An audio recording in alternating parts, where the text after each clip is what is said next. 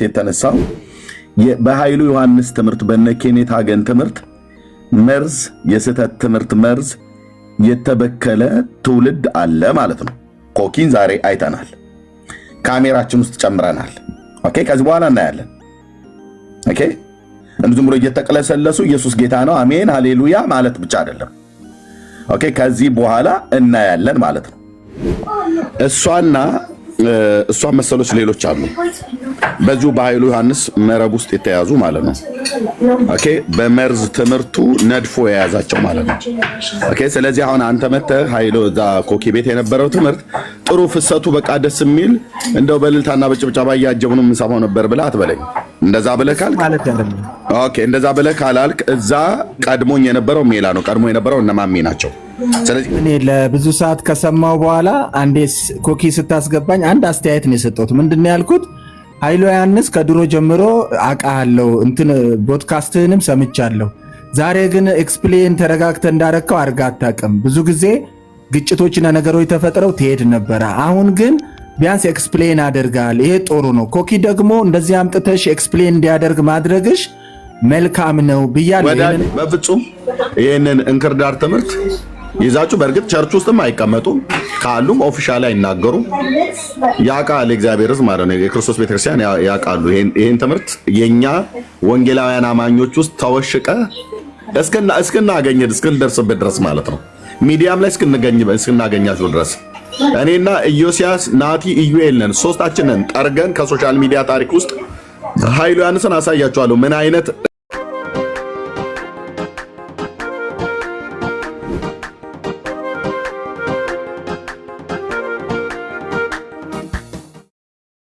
ብትመልስልኝ ደስ ይለኛል። ምክንያቱም እስካሁን የተናገርከው ስጋ ጾታ እንዳለው ነው እንጂ መንፈስ ጾታ እንደሌለው የሚያሳይ አንድም ክፍል አልጠቀስክም። እስቲ ያሳየኝ።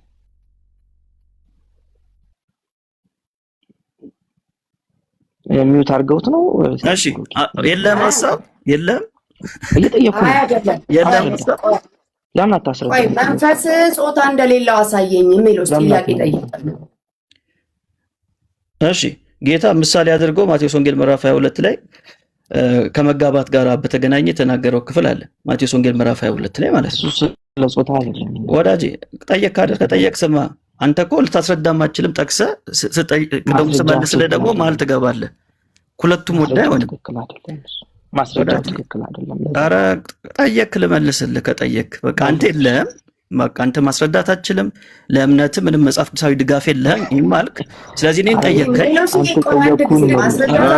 አሁንም እኔ ላይ ተግቢ ለምንድን ነው የገለጥከኝ?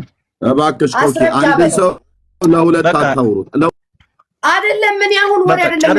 ለሁለት አታውሩት። እኛ ማውራት ስንጀምር ቤቱ ሚውት ታረጉናላችሁ። ለሁለት አታውሩት። እነሱ ያው ሁለት ኤርሚ ነብዩ ሲጠይቅ ሜሎስ ይመልሳል። ሜሎስ ሲጠይቅ ነብዩ ይመልሳል እኮ ራሳቸው ይደማመጣሉ እኮ ራሳቸው ይደማመጣሉ። ራሳቸው ይመልሳሉ። አትደማመጡማ። ባይደማመጡ ህዝቡ ይሰማና የተወሰነ ደቂቃ ከወሰደ በኋላ ከአንቺ በኋላ ላይ በቃ አልተደማመጣችሁም ብለሽ መዝጋት ትችያለሽ። ታውጪ ሰምቼ እኮ እንደዛ ያልኩት። እሺ ኮኪ አንዴ በቃ እሺ አንተ እሺ ልቀጥለው። ቆይ እንጠይቅ። ሰማን እኮ ጥያቄ ነው ወዳጄ። ኖ ቆይ ብሎ ኖ ኧረ ቆይ እኔ መጀመሪያ የጠየቅኩን ላስቀምጥ መልሴን እንዴ። በቃ ለሚሰማ ሰው ላስቀምጥ። አንደኛ አጽንኦት የምሰጠው መንፈስ ጾታ አለው ለሚለው ነገር አንድ ማስረጃ አላቀረበም፣ የለውም። አብራራ ሲባልም ወደ ጥያቄ ነው ይመጣ። ኖ አሁን ኧረ ቆይ እንደጨረሰ ሐሳቤን። እሺ ካሁን በኋላ ጣልቃ የሚገባ ከሆነ አልቀጥልም። በቃ ዋናው እኔ ፖይንቴን አስቀምጫለሁ፣ ሐሳቡን አፍርቻለሁ። ስለዚህ ካሁን በኋላ ጣልቃ ትገባብኝ። እሺ እንደዚህ ይላል የማቴዎስ ወንጌል ምዕራፍ 22 ምዕራፍና ቁጥርን ይዘህ ብታይ ጥሩ ነው፣ ለሌላ ጊዜ ትምህርት ይሆናል። እንደዚህ ይላል ኢየሱስ መልሶ እንዲህ አለ። አይነት ነገሮችን አትነጋገሩ፣ በስነ ስርዓት ተነጋገሩ። ሜሎሲዬ አንተ በጣም ማከረታው ያለ ኦኬ ጨርሻለሁ። በዚህ ነው እንከፍታለን። በሐሳብ ማሳበብ ስለማይችል በቃ እንደዚህ የሚያደርጉት ኤርሚ እናንተ ቤት ብትከፍቱም ካልመጣም ብለዋል። ኮኪ ችግር የለውም። እንደዚህ ነው ቤት ሐሳብ መሞገት ስለማይችል እንደዚህ ነው ቤት የሚያደርገው። ሐሳብ ሰው ነው አታክ የሚያደርገው። እስቲ ሁለታችሁም አታውሩኝ። ሁለታችሁም እስኪ አንተኛው ዝም በል ወይ ደግሞ አንደኛ እመጣለሁ። ቆይ ላውራ ኤርሚ ላውራ አንድ ጥያቄ ልጠይቅ። እኔን ጥያቄ አትጠይቂ ኤርሚ። አንተ መልስ መለስክልኝ። ስትመልስልኝ አንተ ከዚህ በኋላ የምትመልሰው መልስ ስለሌለ አንተ ስተት ስለሆንክ እንግዲህ እንቀጥል እያልኩኝ በሾርኔ እየነገርኩ ከሆነ እኔ ትክክለኛ ሰው አይደለሁም። በትክክል ላውራ፣ በትክክል ልጠይቀኝ፣ በትክክል ልመልስልህ፣ በትክክል ልጠይቅህ፣ በትክክል ልትመልስልኝ ይገባል። ሰው እንዲያጨበጭብልንና ጎበዝ እንዲለን እንዲከተለንና እኛ ጭፍራ እንዲሆነን አይደለም ይህንን የምናደርገው። ትክክለኛውን የእግዚአብሔርን ቃል እየጠቀስን በትክክል ነው መነጋገር ያለብን። የልባችንን መነሻ ሐሳብ እግዚአብሔር ያውቀዋል፣ ሰውም ያውቀዋል። እኛም ልባችን ውስጥ ምን እንዳለ እናውቀዋለን። አንዱን ዲስግሬስ እያደረግን ዳውን እያደረግን የራሳችንን ሐሳብ መናገር ነው። ዳውን ያደረገው አሁን ይሄው እዚህ ጋር እንግዲህ ማን ዳውን አደረገ? ሜሎስ ዳውን ለምን ሁለታችሁ የምታወሩት? እኔ ነኝ። አሁን እሷ ዝም ብላለች። ኖ እሱ ከእሷ ጋር ነው እያወራ ያለው። አንተ ሚውት ከእሷ ጋር ነው። እኔ ነው አደረገው። ማንን ነው ስለ ከእሷ ጋር ነው እያወራ ያለው። ኖ እኔ ያደረገው ይሄው ነው። ዝም ብያለሁ። አውሩኝ አይደለም ኮኪ አንቺ አይደለም እኔ አንቺ አይደለሽ አሁን ያወራሽው እህቴ። እሱኛው ሚውት አድርጊው እስኪ። እኛን 3 4 5 6 ሚውት ስታርጉ ነበር። ሚውት አድርጊው እስኪ እነሱ የሚያወሩበት ነው። በቃ እኔ እና አንቺ አይደል እያወራን ያለን ኮኪ። ለእኔ አወራሽኝ። ከዛ እኔ ለአንቺ ላወራሽው ሰማሁሽ። ለአንቺ ሪስፖንድ ማድረግ ቆይ ፕሊስ ኮኪ፣ ለአንቺ ሪስፖንድ ማድረግ አለብኝ፣ መመለስ አለብኝ። እሱ መካከል ላይ ገብቶ ማውራት የለበትም። ኦኬ እሱ መካከል ላይ ገብቶ ማውራት የለበትም። ሜላ ለጠየቀው ጥያቄ ከጅምሮ ጀምሮ ሪከርድም ስለተደረጋችሁ አንድም የረባ የመለሳችሁት መልስ የለም። መንፈስ ጾታ አለው ብላችሁ አላችሁ። ቆይ ኮኪ እኔ ነኝ የማወራው። ጾታ አለው የረባ የመለሳችሁት መልስ የለም የሚለው ነገር ወገኖች ኑ በቃ ቤት ከፍታለሁ። ቴንክ ዩ ክፈት አንተ፣ እኛም ቤታችንን አንተ ክፈት። ቴንክ ዩ ኮኪ። ግን ምንድን ነው ያየሁትኝ የኃይሉ ዮሐንስ መርዛማ ትምህርት ግን በደንብ አድርገሽ ነው እደውልልሻለሁ። እኔ በውስጥ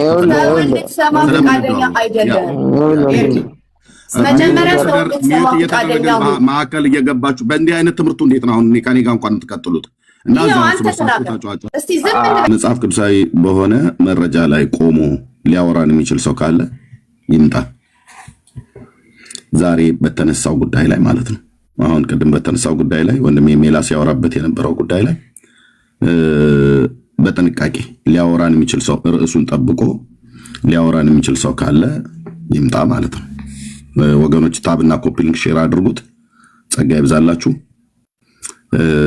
ማንኛውም ከዛ ውጭ ሌላ አጀንዳ አንቀበልም። ኦኬ ሰው መንፈስ ነው ብሎ የሚል ካለ እንደዚሁም ደግሞ የተፈጠረው መንፈስ የሆነው ጾታ አለው ብሎ የሚል ሰው ካለ መምጣት ይችላል። ሜላ ወረደ አይ ቲንክ ኔትወርክ ይመስለኛል። ጸጋ ይብዛላችሁ። እሺ ታብ ኮፒ ሊንክ ሼር አድርጉት። ተባረኩ። እሺ ኩሲ እንዴት ነህ? እንደምን አለ ኤርሚያስ? እግዚአብሔር ይመስገን። እኔ ያው ስለማውቅ ከየት ቤተ እምነት መሆንን ለወገኖች ነገራቸው። ቅድስቲቱ ኦርቶዶክስ ቤተክርስቲያን። እሺ ቅድስቲቱ እንኳን ደህና መጣ። ገዝት ልከልናል፣ ተቀበልን። እሺ ኤርሚሻ ሜላይ አንድ ነገር ቆይ፣ ኩሲ ኮኪ ባስተማሮቹ ትምህርት ያምናል መንፈስ ጾታ አለው በሚለው? አዎ እኮ እሱን ልጠይቀው ነው። ብዙ ኦርቶዶክሶች እዛ እየጻፉ ነበር። እናንተ ነው ሁሉ ጭምር እሷ ያሉት ነበር። አዎ ብዙ ኦርቶዶክሶች እያየሁ ነበር። ያ ኩሲ ሜላ ለጠየቀ መልስለት። ቀጥሉ ሜላ። እሱን ከመመለሴ በፊት ግን እኔ ዛሬ እሱን ነው የምጠይቅ ወላጅ መንፈስ ጾታ አለው በሚለው ትምህርት ታምናለህ? አይ እኔ እዛ ቤት ነበርኩና ሰዎች እናንተን ሲያቋርጧችሁ ምን ያህል ተከፍታችሁ እንደወጣችሁ አይቻለሁ። ታምናለህ ወይ? እናንተ ላይ ሊደረግባችሁ የማትፈልጉትን ሰው ላይ አታድርጉ ነው። አሁን አታቋርጡ። ወዳጅ ለምንድን ነው ልጨርስ? ጠየቀኝ። ስለዛኛው ቤት አይደለም ጠየቅኩ። በጣም ለምን ራስ ወዳድ ትሆናላችሁ? እዛ ሲያቋርጧችሁ ከፋችሁ። እኔ ለምን ታቋርጠኛለህ? ያልጠየቅኩን አትመልስልኝ። የጠየቅኩህ ላይ ብቻ ለምን የመጨረሻ አምባገነኖች ናችሁ። ግን ታምናለህ ወይንስ አዳምጠኛ? መጀመሪያ እዛ ሲያቋርጣችሁ በጣም ስትናደር ነበር ሜሎስ። አሁን ለምን ተቆጥቶኛል? ወዳጄ አታቀኝም። እኔን አልተናደድኩም። ኧረ እኔ እኔ ብቻ ወደ ፖይንት ልግባ። ግን አያቸው ምን ያህል ኦብሰስድ እንደሚያደርግ እዛ ሐሳብ ነበረ። ጥሩ ነው። እኔ እዚህ የመጣሁት በቃ ለካዋቸው። አንተንም ኤርሚያስን ሰዎችን ታቋርጣላችሁ፣ እናንተ ሲያቋርጧችሁ ደግሞ ይከፋችኋል። ሐሳቤን ልጨርስ። እኔ መንፈስ ጾታ አለው ብዬ አላምንም። እንግዲህ እሺ፣ ማታምን ከሆነ ለምንድን ነው እሷን ስትደግፍ የነበረው? ልክ ነች ስትል የነበረው አንተን ስርዓት ስላስተማረች ነው። እሺ፣ የደገፍኳት አንተን ስርዓት ስላስተማረች በቃ እኔ ነኝ ያስወጣሁት። እንግዲህ በደንብ እንድታስተውሉ ፈልጋለሁ የወንጌል አማኞች ኦርቶዶክሳውያን። ጥላቻ ማለት በነገራችን ላይ ይሄ ነው። ጥላቻ ማለት ይሄ ነው። ሰው የማያምነውን ትምህርት ትቶ ከሱ ትምህርት ተቃራኒ የሆነውን እኛ ስለማንቀበለው ብቻ መደገፍ ማለት ጥላቻ ማለት ይሄ ነው። አሁን እኔ ጾታ ወንድና ሴት ተብሎ ይጠራል። ጾታ መንፈስ ጾታ አለው ብዬ አላምንም፣ እሱም አያምንም። ግን እዛ ጋር ስንገባ ማንን እየደገፉ ነበር? ኦርቶዶክሳውያን እነሱን ሲደግፉ ነበር። ጎዝ ናችሁ፣ ትክክል ናችሁ፣ ዛሬ ፕሮቴስታንት ሰው አገኘ ሲሉ ነበር። ጥላቻ ማለት ይሄ ነው። ጥላቻ ማለት ይሄ ነው። ማለት እኛ እኮ ከሙስሊሞች ጋር ዲቤት ስታደርጉ ከሌላም ሰው ጋር ዲቤት ስታደርጉ እውነት ከተናገራችሁ እውነት ተናግራችኋል እኮ እንላለን እኛ። ምክንያቱም ጥላቻ ስለሌለብን ፐርሰናል አናደርገው፣ ሐሳብ ላይ ነው ፎከስ የምናደርገው። ስለዚህ ትክክለኛ ትምህርት ይዛችሁ ከሌላ ለምሳሌ ከኦሊጂነስ ጋር ስታወሩ እናንተ የተናገራችሁት ነገር ልክ ነው ነው የምንለው። ለምን? በስላሴ አማኙ ስለሆናችሁ የስላሴን ትምህርት ዲፌንስ ስታደርጉ ስናገኛችሁ ልክ ናችሁ እንላለን። ኮሜንት ላይም ቤትም ከፍተን እንደዛ ብለናል አይደል? ያኔ ዲቤት ያደረገ ጊዜ በቃ ልክ ነው ብለናል። እነሱ ግን ምን ሲያደርጉ ነበር? ዛሬ ካያችሁ እነሱን ሲደግፉ ነበር። ጠቅላላ ኦርቶዶክሳውያን ማለት ነው። እነሱን ሲደግፉ ልክ ናችሁ፣ በርቱ፣ ጎበዝ ሲሉ ነበርና ጥላቻ ማለት ይሄ ነው። ጥላቻ ማለት ይሄ ነው። ለእውነት አይደለም የቆማችሁት ማለት ነው። ይሄ ነገር በጣም ታዝቤያለሁና ስለገረመኝ ነው። ደግሞ ጌስት ይልካል ማለት ነው። ኤኒዌይስ እሺ፣ ኤርሚ ይቀጥል። ሜላ እንደዛ እየተናገርክ በዛ ውስጥ ማየት በጣም ገርሞኛል። እኔ ራሱ አይቼ ስክሪንሾት እያደረኳቸው ነበረ።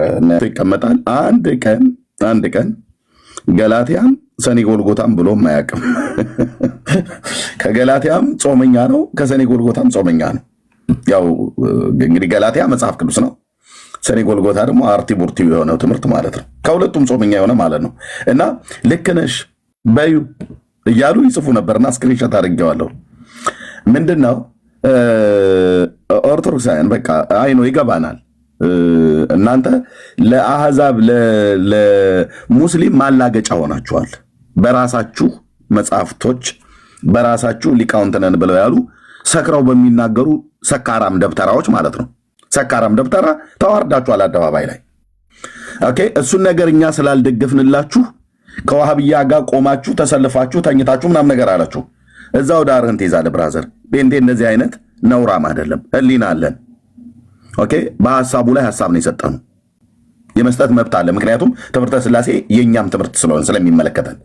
ኦኬ፣ ስለዚህ በዚህ የተቆጡ በዚህ ያቄሙ ሰዎች ናቸው አሁን መጣው ሰይጣን ያድናል ብለው ራሱ የሆኑ ሰዎች ቢናገሩ ኦርቶዶክሳውያን ልክ ነው ያድናል ነው ብለው የሚሉት። በእርግጥ እሱ እንደዛ ብለው ቢሉ ያው በቤታቸው ሰይጣን ኦፊሻሊ ታቦት ተቀርጾለት ስለሚመለክ ማለት ነው። ኦኬ፣ እና ይገባናል። እንዳለ ነበር ሲጽፉ የነበሩት። አንተ እንደዛ እየተናገርክ እንዳለ ነበር ሲጽፉ የነበሩት። ኦኬ፣ የፈራረሰባቸው ነገር ስላለ ማለት ነው። አሁን እኛ የፈለግነው እዛ ኮኪ ቤት የተነሳው በኃይሉ ዮሐንስ ትምህርት በነ ኬኔት ሀገን ትምህርት መርዝ፣ የስህተት ትምህርት መርዝ የተበከለ ትውልድ አለ ማለት ነው። ኮኪን ዛሬ አይተናል፣ ካሜራችን ውስጥ ጨምረናል። ኦኬ፣ ከዚህ በኋላ እናያለን።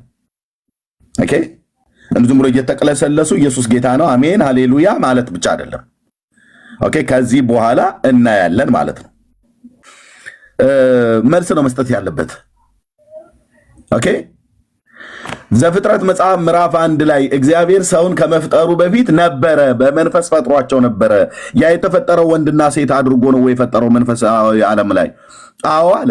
ኤግዚስት ታደርግ ነበር። አዎ አለ። አሳይ መረጃ ጥቅስ ተብሎ ሲባል ሄዶ የጠቀሰው ዘፍጥረት መጽሐፍ ምዕራፍ 1 ነው። እና ሰው ከመፈጠሩ በፊት ነበረ፣ ኤግዚስት ያደርግ ነበር። አዳም ከመፈጠሩ በፊት በመንፈሳዊ ዓለም ላይ ኤግዚስት ያደርግ ነበር ብሎ የሚል ጨበራ ጩርጩራ የሚል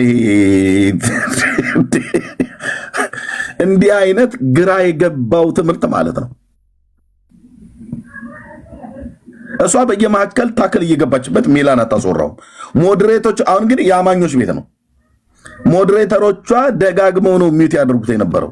እኔም ስገባ አልቀረልኝም። ኦኬ፣ ስለዚህ በደንብ እንቃኛለን። ለስህተት ትምህርት በፍጹም እጅ አንሰጥም እያለ ነው።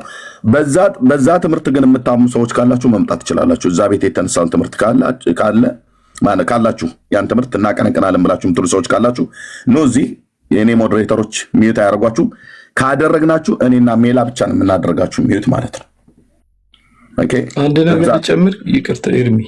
እሺ፣ ማለት ከኃይሉ ዮሐንስ ሲያስተምር ጀምሮ እርግጠኛ ነኝ ሜሎ ሰገባ በፊት ነበርኩ እዛና ከስርን እየጻፍኩ ነበር ብዙ የሚገርም ነገርና የሚያስተምራቸው ነገሮች አማርኛዎቹን አሻሽሎ ነው የመጣው በፊት ከሚያስተምራቸው። አሁን እኔና እግዚአብሔር አንድ ነን የሚለውን ከስልጣንና ከአገዛዝ ጋር ያደረገው። እግዚአብሔር ለሰው ልጆች ስልጣንን ሰጥቶ ነበረ እንዲገዙ፣ የምድርን አራዊቶች ሁሉ እንዲገዙ ስልጣን ሰጥቶ ነበር ሲል ቆየና ያን ስልጣን በኃጢአት ምክንያት አጣናልና ከዛን ጌታ ኢየሱስ መጥቶ ያን ስልጣን መልሶ ሰጠንና ከዛ አንጻር ነው እኔና አብ አንድ ነን እያልኩ የነበርኩት። ይሄ ከ15 ዓመት ጀምሮ ሳስተምር የነበረው ትምህርት ነው። ስህተት ነው፣ እንደዚህ አይደለም እያልኩ ከስር ስጽፍ ነው የሚዩት ያደረጉኝና አንድ ልጅ ምን ይላል ገብቶ ሲጠይቀው የእግዚአብሔርን ባህሪያቶች አሁን እኔ ምን ብዬ ጻፍኩኝ ሚዩት ያደረጉኝ ሰዓት ላይ እኛ ጋድ ካይንድ ነን እያለ ነው ሲያስተምር የነበረውና እኔና እግዚአብሔር አንድ ነን፣ አንድ አይነት ዲኤንኤ ነው ያለን፣ ቃል በቃል እንደዚህ እያለ ነበር የሚያስተምር የነበረው ከዚህ በፊትና ይሄ ትምህርትን ለውጠ ነው ወይ ብዬ ስጽፍ እኔ ሚዩት አደረጉኝ። አጋጣሚ ሆኖ አንድ ልጅ ገብቶ ጠየቀው እና ሲጠይቀው እኔን ከማይጠፋ ዘር ተወልደናል እና እኔ የእግዚአብሔር ዘር ነው ያለብኝ እያለ ነው የሚናገረው። የእግዚአብሔር ዘር ካለብህ መፍጠር ትችላለህ። የእግዚአብሔር አትሪቢዩትስ ኦፍ ጋድ የሚባሉት አሉ አይደለ? ናን ኮሚኒኬብል እና ኮሚኒኬብል የሚባሉት ማለት ነው። የቀረኝ የለም ነው የሚለው እሱ። ሁሉንም ወርሻለሁ እያለ ሲናገረው ፈጣሪ ነህ ማለት ነው ብሎ ጠየቀው ማለት ነው። እና እሱ ምን አለው? አንተ ከእግዚአብሔር ጽድቅን ተቀብያለሁ ስትል ጽድቅ ወዲያውኑ የሚያድግ ነው ወይ ብሎ ጠየቀው ማለት ነው። እና ልዩ መመለስ አቃተው። እና ምን እያለ ነው ባጭሩ ይሄ ፈጣሪነቱም ሁሉ ቦታ መገኘቱም ሁሉን አዋቂነቱም ቀስ በቀስ እያደገ የሚሄድ ነው እና ትንሽ እግዚአብሔር ሆኜ በሚቀጥለው ሙሉ ሰውን ደግሞ ትልቅ እግዚአብሔር ሆናለሁ እያለ ነው እያስተማረ ያለው እና ይሄንን አጨብጭቦ ነው የሚቀበሉት። ትክክል ምንድነው ኢቨን ሆስቷ ጭምር ማለት ነው። እና እኔ በጣም ነው ያዘንኩት። እዛ የነበረ ሰው ሁሉ ነው ሲወናበድ የነበረው ማለት ነው። እና ይሄን የሚቀበል ክርስቲያን አብሮን እኛን ክርስቲያን ተብሎ ሊጠራ ይገባል ወይ? ሁለተኛ ልጅቷን በደንብ ገዝተዋለች ሐሳቡን። ለዛም ነው በመካከል ላይ ለምን በደንብ የተከታተልኳት ከ3 ሰዓት ከ4 ሰዓት በላይ ነበር ቁጭ ብዬ ሳይ ነበረው። ልጆቹ ከስር ኮሜንት የሚያደርጉት ልጆች በጣም ነው የሚያሳዝኑት። እውነት እሷን እየተከተሉ ከሆነ የጥፋት መንገድ ነው የተያያዙትና መግባታችሁ እንደዚህ ኮንፍሮንት ማድረጋችሁን በጣም ነው የደገፍኩት። ትክክል ናችሁ ለማለት ነው። ሰላም ኤርሚ፣ ይቅርታ ገባ በመሀል። ኮኪ የጀመረችው ዛሬ አይደለም፣ ዛሬ የመጀመሪያ ጊዜ አይደለም። ከኃይሉ ዮሐንስ ጋር ላይክ 3-4 ወር እየተከታተልኳት ነበር። ላይክ ብዙ ነገር አለ ብቻ በውስጥ አወራዋለሁ። ዛሬ አይደለም ብዙ ነገር አለ። በጣም ነው የምትከተለው የእሱን ትምህርት። ቪዲዮ ይዛል ወንድምነት ቴሌኮም ይዛል ቪዲዮ ሪከርድ እፈልጋለሁ፣ ግን ላይክ ሎንግ ታይም ሪከርድ ያደረኳት ላይክ 3-4 ወር ሆነዋል። እየተከታተልኳት ነበር። ከሱ ጋር ነበረች። ሁሌ ነው ዲፍን የምታረገው። እሱ የሚናገረውን ሰው ሁሉ ነው ብሎክ ሚዩት የምታረገው። ከሱ ጋር ነበረች። በቃ በመረጃ በውስጥ እናወራለን። ብዙ ነገር አለ። ኦኬ እሺ፣ ቴንክ ዩ ወንድምነት። ስለዚህ ካሜራ በደንብ ካሜራ እንግዲህ አዳኙ ካሜራ ምን ነው አይደል የሚባለው? በደንብ ያን ቤትና እዛ ቤት ላይ በደንብ ተከታተሉ። ኦኬ እዛ ቁጭ ብላ የጌታን ሕዝብ ሃሌሉያ እያለች በኃይሉ ዮሐንስ መርዛም ትምህርት አታጠምቅም። አይኔ እያየ አታጠምቅም። ኦኬ እሱ እንደ ተቀጠቀጠ እባብ አንገቱን ቀና እያደረገ እየመጣ ትውልድን አይመርዝም። ኃይሉ ታውቃለህ፣ ስልክ አለኝ ተደዋውለን ሁሉ እናውቃለን። አትችልም። በፌስቡክም በቲክቶክም በምንም ብትመጣ ተከታትዬ ማለት ነው ምንም የምታመጣው ነገር ስለሌለ ማለት ነው። ምንም የምታመጣው ነገር ስለሌለ ለስተት መርዝህ ለቀን አንገዛም። ስለዚህ ደቀ መዛሙርት ሁሉ ራሳቸውን እየገለጡ ነው። ኦኬ ደቀ መዛሙርት ሁሉ ራሱን እየገለጠ ነው። ኮኪ ቤተክርስቲያኗ የት እንደሆነ እስቲ አንድ ቸርች አለ፣ ምናልባት እዛ ከሆነች እዛ ብዙ ጊዜ አያታለሁ። ዮናታን ጋር ምናልባት አይቻታለሁ። እዛ ትሁን አትሁን አይ ዶንት ኖ፣ ወይ እነ ፓስተር ዳዊት ጋር ጠይቃለሁ። ግን ኦኬ ፓስተር ዳዊትንም ጠይቃለሁ፣ ዮኒንም ጠይቃለሁ። ችግር የለብኝም ሁለቱም ጋር ለመደወል። እንደዚህ አይነት ዮኒ ጋር የለችም፣ የለችም አይደል? አዲስ ኪዳን ካህናት የለችም አይደል? እሺ አባል አይደለችም። ያ እሺ ቴንክ ዩ ሜላይ እነ ፓስተር ዳዊት ጋር ወይ ሳምቲንግ እዛ ይሆናል ማለት ነው፣ ወይ ሌላ ጋር። ኦኬ ኤፍቢአይ ናት። ኤፍቢአይ ናት አይደል? እሺ ቴንክ ዩ ተባረኩ። ብሩክ እንኳን ደህና መጣ። ሰላም ማም እንዴት ነህ? ሰላም ብያለሁ።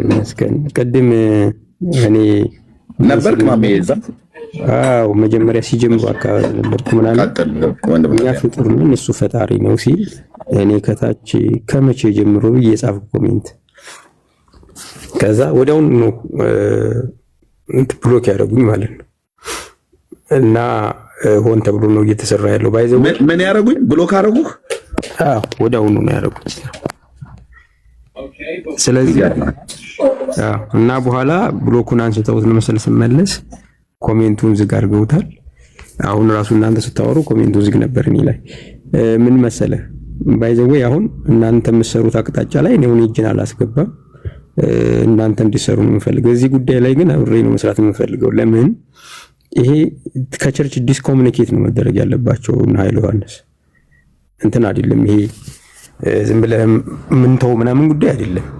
ሊትራሊ የአጋንንት ትምህርት ነው፣ የሐሰት ትምህርት ነው።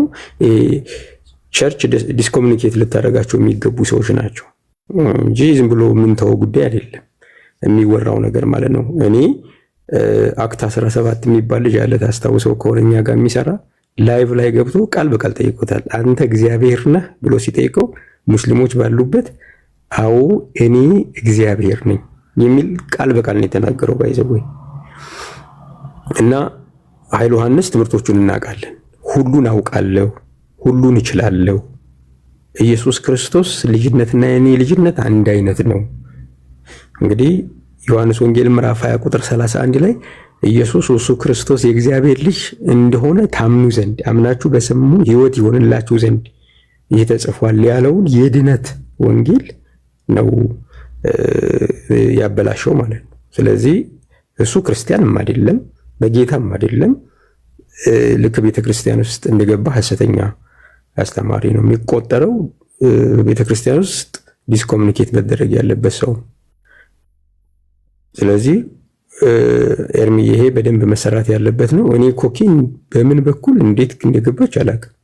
በጣም ነው የገረመኝ። ባይዘው እኔ ልኬ በፊት ቶሎ ነበር የምታስገባኝ ስልክ ነው እንትን የተደረኩት ማለት ነው። እና በደንብ መሰራት ያለበት ጉዳይ ነው። ይሄ አጋንንታዊ ትምህርት ነው፣ ፈጽሞ የሚተውም አይደለም። ባይዘው ዮሐንስ ወንጌል ማነው አንደኛ ዮሐንስ ምዕራፍ 4 ላይ ያለውን የትክክለኛ ሐሰተኛ አስተምሮ መንገድ የሚከተል አስተምሮ ነው የሚከተሉት። አንደኛ ዮሐንስ ምዕራፍ 4 ላይ ያለው ማለት ኢየሱስ በስጋ እንደመጣ የማይታመን መንፈስ ሁሉ ከአጋንንት ነው። ኢየሱስ ክርስቶስ ምድር ላይ ሰው ብቻ ነበረ፣ አምላክ በሰውነት መጥቶ አይደለም የሚል አስተምሮ ነው። ይሄ አጋንንታዊ አስተምሮ ነው እና በጣም ብዙ ነው። ግን ሲዋሻቸው ምን አላቸው? ያው ውሸትም ስለሚፈቅር ነው መሰለኝ። ሲዋሻቸው ምን አላቸው? እሱ ፈጣሪ ነው እኛ ፍጡር ነን አለ ማለት ነው። ከመቼ ወዲህ ያልኩትን ለመጀመሪያ ጊዜ ሲል ስለሰማሁት ለካ እስኪያሰምጣቸው ድረስ ነው። እና ስም ጠቅሶ ሐሰተኛ መሆኑን በትክክል መናገር የምፈልገው ሰው ኃይለ ዮሐንስ ከፊት ጀምሬ ስለማቀው አይ ቲንክ ዲቤቱን አይተህ ከሆነ ኤርሚዬ ከመምህር ተሾመ ጋር እንትን ማነው ተሾመ ዳምጤ ማለት ነው ኢየሱስ ማነው የጻፈው ጋር ቴሌቪዥን ፕሮግራም ላይ ዲቤት ተደርጎ ነበር። ስለዚህ ሰውየው ከድሮ ጀምሮ የሐሰት ትምህርቱን ያስቀጠለ እንጂ እየተሳሳተ አይደለም። ባይዘው የትምህርት ጉድለት ኑሮበት የእውቀት ጉድለት ኑሮበት ሳይሆን አስቦበት የሚከተለው አምኖበት የሚከተለው ጉዳይ ስለሆነ ሚስ ኮሚኒኬት ነው መደረግ ያለበት ሰውዬ ነው የሚያስበው። ሁላችንም ህዝቡ ማሚ አጨረስኩ። ተቀጥላለህ ወገኖች። ታብ ኮፒ ሊንክ ሼር አድርጉት ፕሊዝ። ታብ ኮፒ ሊንክ ሼር አድርጉት። ሜላ የቤቱን መራዊ ሊያወራ የሚችል ከወንጌላውያን አማኝ ነኝ ብሎ የሚል በእነ ኬኔታ ገን በእነ ኃይሉ ዮሐንስ ትምህርት የተጠመቀ መጥቶ ከኛ ጋር ሊያወራ የሚችል ሰው ካለ ቤቱ በጣም በጨዋነት እናወራችኋለን። ኑ የምትመጡበትን ግን ስትመጡ ግን ከየት ቤተክርስቲያን የትኛው አጥቢያ እንደሆናችሁ ግን እንጠይቃችኋለን። ጴንጤም ብትሆኑ ማለት ነው እንጠይቃለን። ቴንኪው ሜላ ቀጥሉ። ማሜ ጨርስ። ሜላ ቤቱን ምሩት። ቴንኪው እና ይሄ ነው ባይዘዌይ ሁላችንም ማንም ሰው በዚህ ጉዳይ ላይ ውይይት ከፈለገ ሁላችንም ዝግጁ ነን። ይሄ ነው የሚሉትም አለዚህ እኔ ራሱ ዝግጁ ነኝ። እንደዚህ ያለ ነገር ላይ በጣም የተመታና ክፉ ትምህርት ነው። በጣም ብዙ ሰዎች ከጌታ ቤት የወጡበት ምክንያት፣ ተስፋ የቆረጡበት ምክንያት፣ በውሸት ራሳቸውን አጥምደው ከክርስትና ወደኋላ ያፈገፈጉበት በጣም ብዙ ኪሳራ ውስጥ የገቡበት በጣም ብዙ የምናውቃቸው ልጆች አሉ። ይሄ አደገኛ ትምህርት ነው፣ በጣም አደገኛ። ስለዚህ ልጆቻችንን ወንድሞቻችን እህቶቻችንን ከዚህ ሐሰት ትምህርት መጠበቅ አለብን። አንደኛ ዮሐንስም የተጻፈው በእነሱ ምክንያት በእንደዚህ ያሉ አስተማሪዎች ማለት ነው። እና ሁላችንም እንተባበርና እግዚአብሔርን ስራ እንስራ፣ እነሱን እናድል ለማለት ነው። ተባረኩ።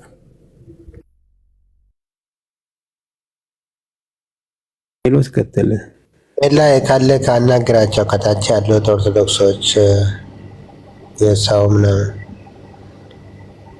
አናገራቸው ላይ ካለ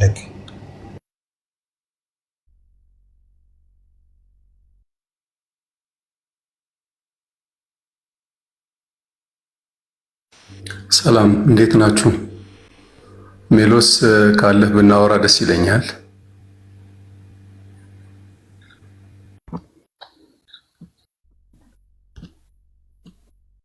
እንዳው እኔ ትንሽ ደቂቃ ላውራ። ሜሎስ እየሰማ ከሆነ ሚውት አድርግ። ቆይ ሰው አንኛችሁ የሰው የሚለው እናውራ። እሱ ጋር የሰው ሚውትን አንሳና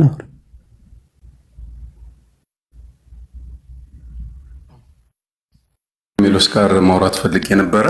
የቀደመ መዛኛው ቤት ነበርኩኝ። እሺ በደንብ አድርጌ የኃይሉን ዮሐንስን ትምህርት እከታተላለሁ። በብዙ መልኩ ትክክለኝነቱ ስለታየ ነው የምከታተለው። ኦኬ ቸርች ነህ? ቸርችን አልነግርህም። ለምን እነግርሃለሁ? ለምን ትደብቃለህ?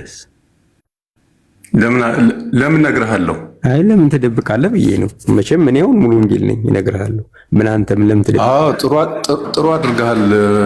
ሙሄ አንተንም አውቃለሁ ቲክቶክ ላይ። አይ ለምን ትደብቃለህ? ለምን እንዴ ለምን እነግርሃለሁ? ቸርች ነው መሆን ያለብን። ገብቶሃል? ለምን ትደብቃለህ? ቸርች ሄደን ይኸውልህ እውነተኛ ለመሆንና ላለመሆን ሳይሆን ቸርችን ከምትጠይቀኝ በተከተልኩት ትምህርት ዙሪያ ብትጠይቀኝ ደስ ይለኛል። አይ ቸርችን ብናውቅ ጥሩ ነው። ብነግረን ምን ችግር አለ? አንተ አታፈር፣ በትምህርቱ አይደል ታምንበታለህ። ስለዚህ ቸርች ነህ ነገር የወንጌል አማኝ መሆኔ እኮ በቂ ነው፣ ከበቂ በላይ። አይ ቸርች ነህ ማለት ነው። ቸርችን ንገረን። ምክንያቱም አንተ ያለ ቸርች ካለህ ቆይ አድምጠኝ፣ ያለ ዶክትሪንህ ካለህ ውሸታም ነህ፣ እያጭበረበርክ ነው ማለት ነው። ያለ ቦታ ከሆነ ውሸታምም አጭበርባሪም አይደለሁም እኮ። አይ እሱማ በተግባርህ ነው እኮ የምናውቀው። በቃ ልትል ትችላለህ። በተግባርህ ያንተን ዶክትሪን የማይከተሉ ቸርች ውስጥ ካለህ አንተ ልክ እንደምንድን ነው የሚባለው እያጭበረበርክ ውስጥ ለውስጥ እየሄድክ ነው ማለት ነው። እያጭበረበርኩም ውስጥ ለውስጥም እየሄድኩኝ ነጣቂ ተኩላ አይደለሁም። ቸርችህን ንገረን፣ ምን ችግር አለው? ካልሆነ ለምን ለጊዜው ቸርች የለኝም አልኩህ እኮ አልሰማኸኝም? በቃ ቸርች ከሌለ እንደዚህ ይበቃል። ቸርቹን ካልነገረ በቃ ሞድሬተሮች አስወርዱትና በቃ ቸርች የለኝም ብሏል። አሁን ቀጥል ወደ ሐሳብ። ዘፍጥረት ምዕራፍ 1 ላይ ያለውን ሐሳብ እናውራ። ቆይ ማሚ ቆይ እህት ያሶርሽ ነው አታሶርጁ ነው ቆይ እዚህ ጋር ስተላ ያሉት ማስወረድ የሚችሉ ስላሉ ብሩኬ አለ ሜል አለ ሞዴሬተር ሰጣቸው ሌሎቹንም ሰጣቸዋለሁ እና ተመልሰህ አንድ ሰው በአዲስ ኪዳን መቼም እኛ ጋር ታውቃላችሁ ሚካኤልን ገብርኤልን እየተባለ እንደሚማለው ቃላችን በመሐላ እንደዛ እንድናጸና መጽሐፍ ቅዱስ አይፈቅድም ግን ና ቆይ ና እሺ ከሜላ ጋር ተቀጥላለ ሜላ ስላለ ለምን አስወርዳችሁት እና ተመልሰህ ሞዴሬተሮች እንዳታስወርዱ ኦኬ ሌላ ቤት ስርዓት የሌለ እዚህ ቤት እንደዛ አይሆንም ኦኬ እንዳታስወርዱ ማስወረድ እዚህ ገስት ላይ ያሉት ብቻ ናቸው የሚችሉት ቴንክ ዩ ያ ተባረኩ ገስት ላይ ያሉት ያስወርዳሉ ኦኬ ራስን የምትወርደው ያው አንተ ሄዳ እያስገባህን ራስን የምትወርደው ይሄንን ራስን የምትወርደው ማለት ነው እና ተመልሰህ ቸርች የለህም አይደለ እና ተመልሰህ ኦኬ ኔትወርክ ነው ወይስ አውቀህ ነው የምትወርደው እንዴ አንድ ሞዴሬተር ያስወርዳል ኤርሚ እዚህ መጨረሻ ላይ ያለው ብራንድ ነው የሚለው እሱም እዛ ነበርና ችግር የለም እንመጣለን ቸርቻቸውን ይናገራሉ በኃይሉ ዮሐንስ ትምህርት ካላፈርክ እንዴት ባለህባት አጥቢያ ቤተክርስቲያን ታፍራለህ የትኛው አጥቢያ ነህ ኦኬ ይሄንን መናፍቅ ፈልፈለን እናወጣቸዋለን ታዲያ እሺ በቃ በራሱ ላይ እየቀለደ ነው ስለዚህ ሚዩት አድርጉት ታች ሞዴሬተሮች 5 እድል ሰጠነዋል ሚዩት አድርጉት ገስትም ቢልክ እንዳታስገቡት እና ግባ ብለን ማንም ሰው እያስወረደ አይደለም ማንም ሰው እንዲህ አይነት ርካሽ ፖለቲካ አሰራም የኬኔት ሀገንን ቅርሻት እንደፋልሃለን አይነ እያየ ማለት ነው ናግባ ይዋልክ ናግባ አትውረድ እንዳትወርድ እሺ ማንም እያስወረደ ስላይደለ ማለት ነው እኔ ነኝ እየላኩልህ እኔ እየወረድኩ አይደለም ራስህ ዲስኮኔክትድ እያርክ ነው እየወረድክ ያለው ራስህ በፍጹም በቃ ችግር የለውም ችግር የለውም እሺ ቤተክርስቲያን የለህም አይደል የለኝም የአዲስ ኪዳን ጌታ አንድ ሰው ቢጠራጠርህ እውነቱን አረጋግጠልኝ ብሎ ቢልህ ቃላችሁ ምን ይሁን ነው ብሎ ያለው እውነት ከሆነ እውነት ኦኬ እውነት ማን ነው እሱ በመጽሐፍ ቅዱስ ክርስቶስ ኦኬ ስለዚህ አንተ ቸርች የለኝም እውነት በል እስኪ እውነት የለኝም እሺ የት ነው መሰረታዊ ክርስትና ትምህርት የተማርከው በመካነ ኢየሱስ ቤተክርስቲያን ባሌ ጊንር ከዛም ደግሞ የጥምቀት ጥያቄ ስለነበረብኝ በሮቢያ አማኑኤል ህብረት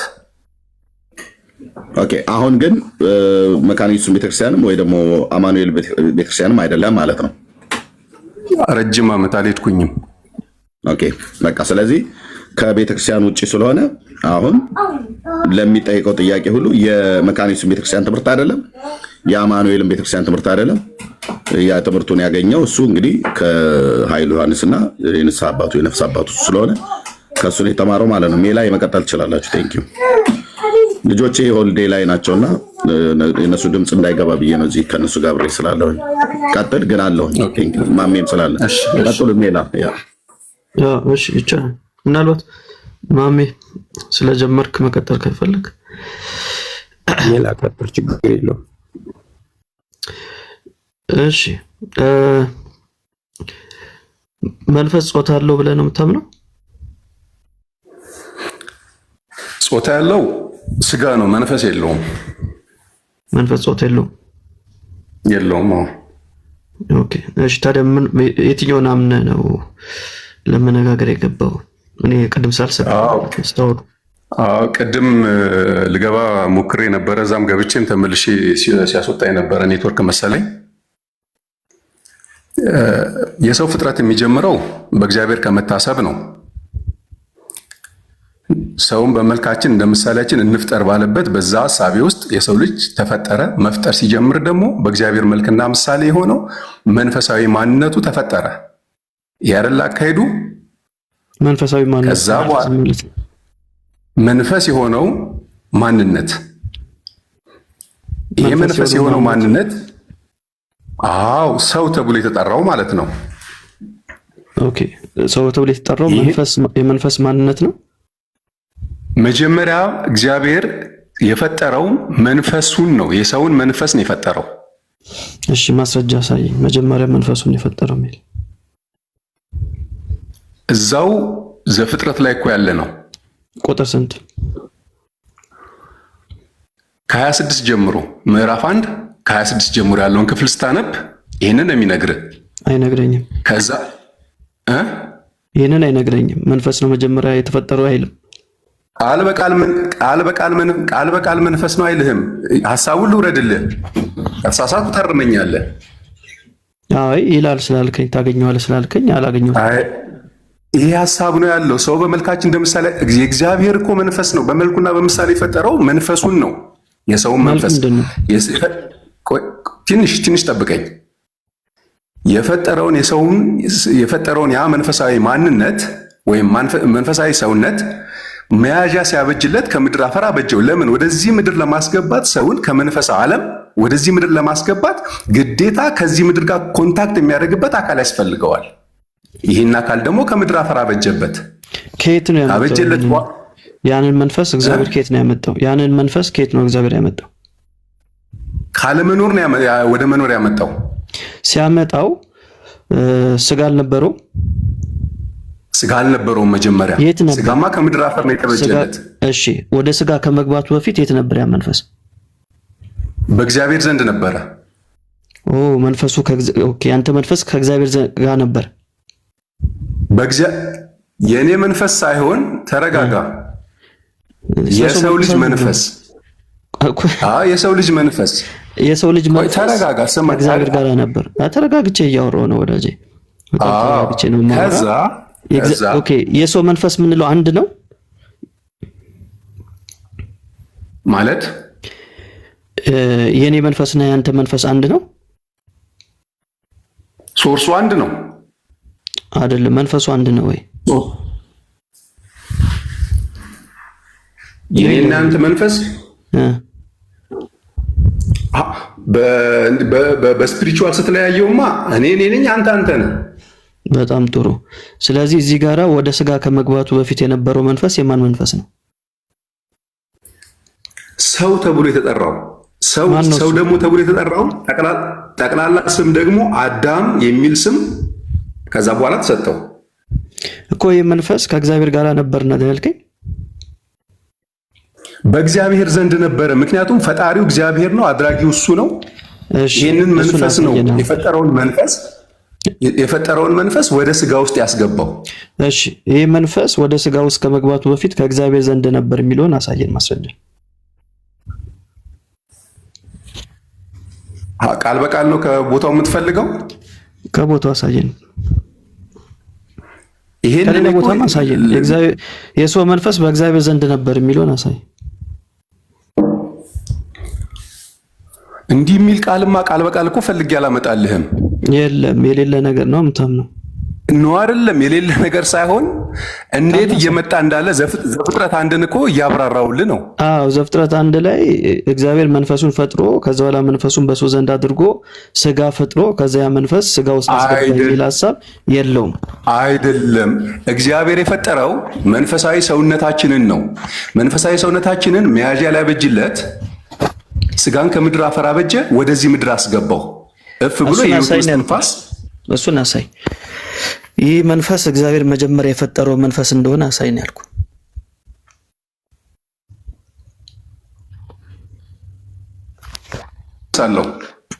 አለ ስል ገብቶብህ የሆነ ራስን የወጣው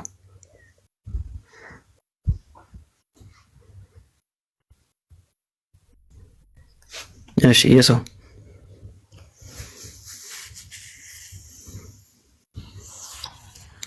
ይሰማል። ዋው ባይብል ላወጣ ወደኋላ ስገባ ነው ባክ እያደረገኛል ነው እንዴ? ኦኬ እሺ። ስለዚህ ይሄ መንፈስ መጀመሪያ መኖሩን እሱን ነበር አሳይ ስለ የተቆረጠው መንፈሱን ይውል ሜሎስ ቀለል ያለ ነገር ነው የምናወራው አይደለ?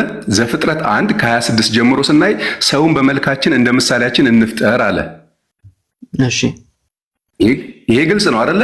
የእግዚአብሔር መልክና የእግዚአብሔር ምሳሌ አንዱ መንፈስ መሆን ነው። ኦኬ ስለዚህ እዚህ ጋራ እግዚአብሔር እንፍጠር ያለው የሰውን መንፈስ ነው እያልከኝ ነው? መጀመሪያ የተፈጠረው ምክንያቱም እኮ መንፈስ ነው እሱ የተፈጠረው መጀመሪያ መንፈስ ነው። መጀመሪያ የተፈጠረው መንፈስ ነው። ኦኬ ስለዚህ በእግዚአብሔር መልክ እንፍጠር ስላለ መጀመሪያ የተፈጠረው መንፈስ ነው ያልከኝ አይደል? አዎ ስጋን ደግሞ ቀጥሎ ሲያበጅለት እኮ እናያለን። ቆይ እዛው ቁጥር 26 እናንተ የጠቀስኩ አይደል? 26 እያለ ይሄዳል። 27 ላይ ምንድን ነው የሚለው? ቃል በቃል ላንብብልህ ካልያዝክ መጽሐፍ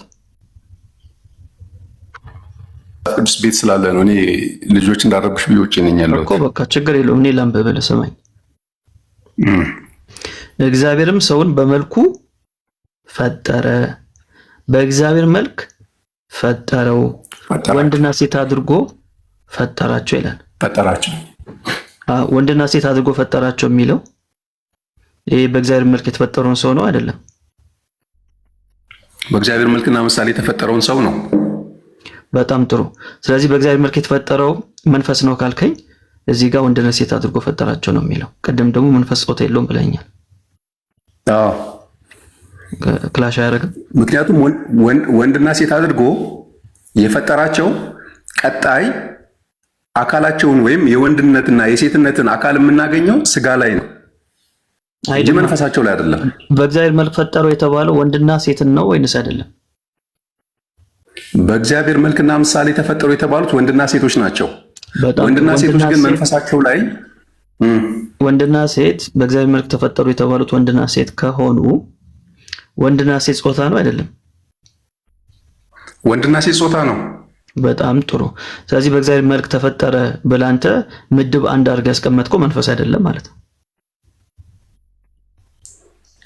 መንፈስ ነው ብዬ ነው እንጂ የምቀበለው መንፈስ ነው እያልኩ ያለሁት እኮ ያው ወንድና ሴት ነው አልከኝ እኮ። ያ በእግዚአብሔር መልክ የተፈጠረው ወንድና ሴት ነው ካልከኝ ስለ ጾታ እያወራኝ ነው። አዎ ብዙ ተባዙ ምድርን ሙሏት ግዟትም የሚል ትእዛዝ ቀጥሎ እኮ አለ። ለመብዛት ለመባዛት ግዴታ ወንድና ሴትነት ደግሞ ያስፈልጋል። ይሄም ደግሞ ያለው አካላቸው ላይ ነው። ስለዛ ሕያው ነፍስ እኮ ያላቸው ፍጥረታት እኮ ስቲል ነው እኮ አሉንም።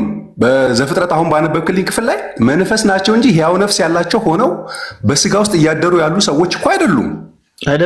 ሕይወት የላቸው።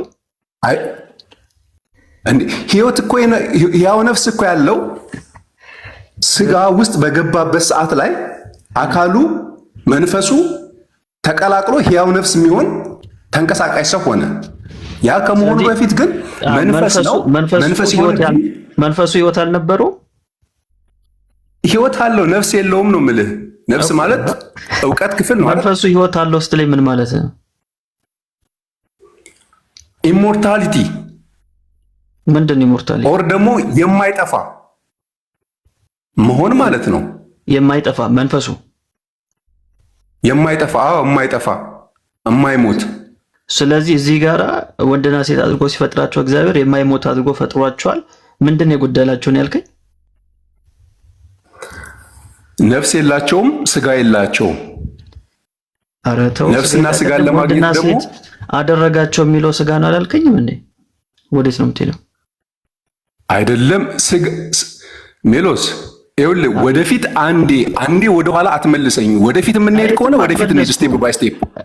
እየመለስከኝ ነው ያለው። አንተ ነህ ወደዚህ ወደዛ የምትሄደው። ፐርፐዝሊ አታክ እያደረግክ ነው። ኖ ሀሳብን ከሆነ ሀሳብን አታክ እያደረጉ አም ኖት ፉሊሽ ማን ፉሊሽ አይደለሁም። ፕሊዝ ቁጥር 27 እና 28 ላይ ነኝ ያለሁት። የትም አልሄድኩኝም። ቁጥር 27 እና 28 ነው እያወራን ያለ ነው። ስለዚያም ቁጥር 27 እና 28 እንደዛ ከሆነ በእግዚአብሔር መልክ የተፈጠረው ወንድና ሴት ነው በሚለው ተስማማን አይደል? ወንድና ሴት በሚለው ተስማማን። ወንድነትና ሴትነት ደግሞ ያለው ቀጣይ የሚመጣው ስጋቸው ላይ ነው የምናገኘው አልኩ። ኦኬ እዚህ ጋር ወንድና ሴት አድርጎ ፈጠራቸው። ቆይ እዚህ ጋር ወንድና ሴት አድርጎ ፈጠራቸው ሲል ስጋ አልነበረም? አልነበረም። ስጋንማ ከምድር አፈር ነው ያበጀው እኮ። ስለዚህ ስጋ ሳይኖር ነው ወንድና ሴት ያለው መንፈሱን መንፈሱን አይደለም። እግዚአብሔር ሰው የሚለውን የሰውን ሁለንተና ጠቅሶ ነው እግዚአብሔር ሰው ብሎ የጠራው። እኛ ግን እየከፋፈለን እያየን እኮ ነው ያለነው። እና እግዚአብሔር እዚህ ጋር ሰው ያለው ወንድና ሴትን አይደል እንዴ ወዳጄ? ወንድና ሴትን ነው። እና ወንድና ሴት ከሆነ ስጋ የሌለው ወንድና ሴት ማለት ነው።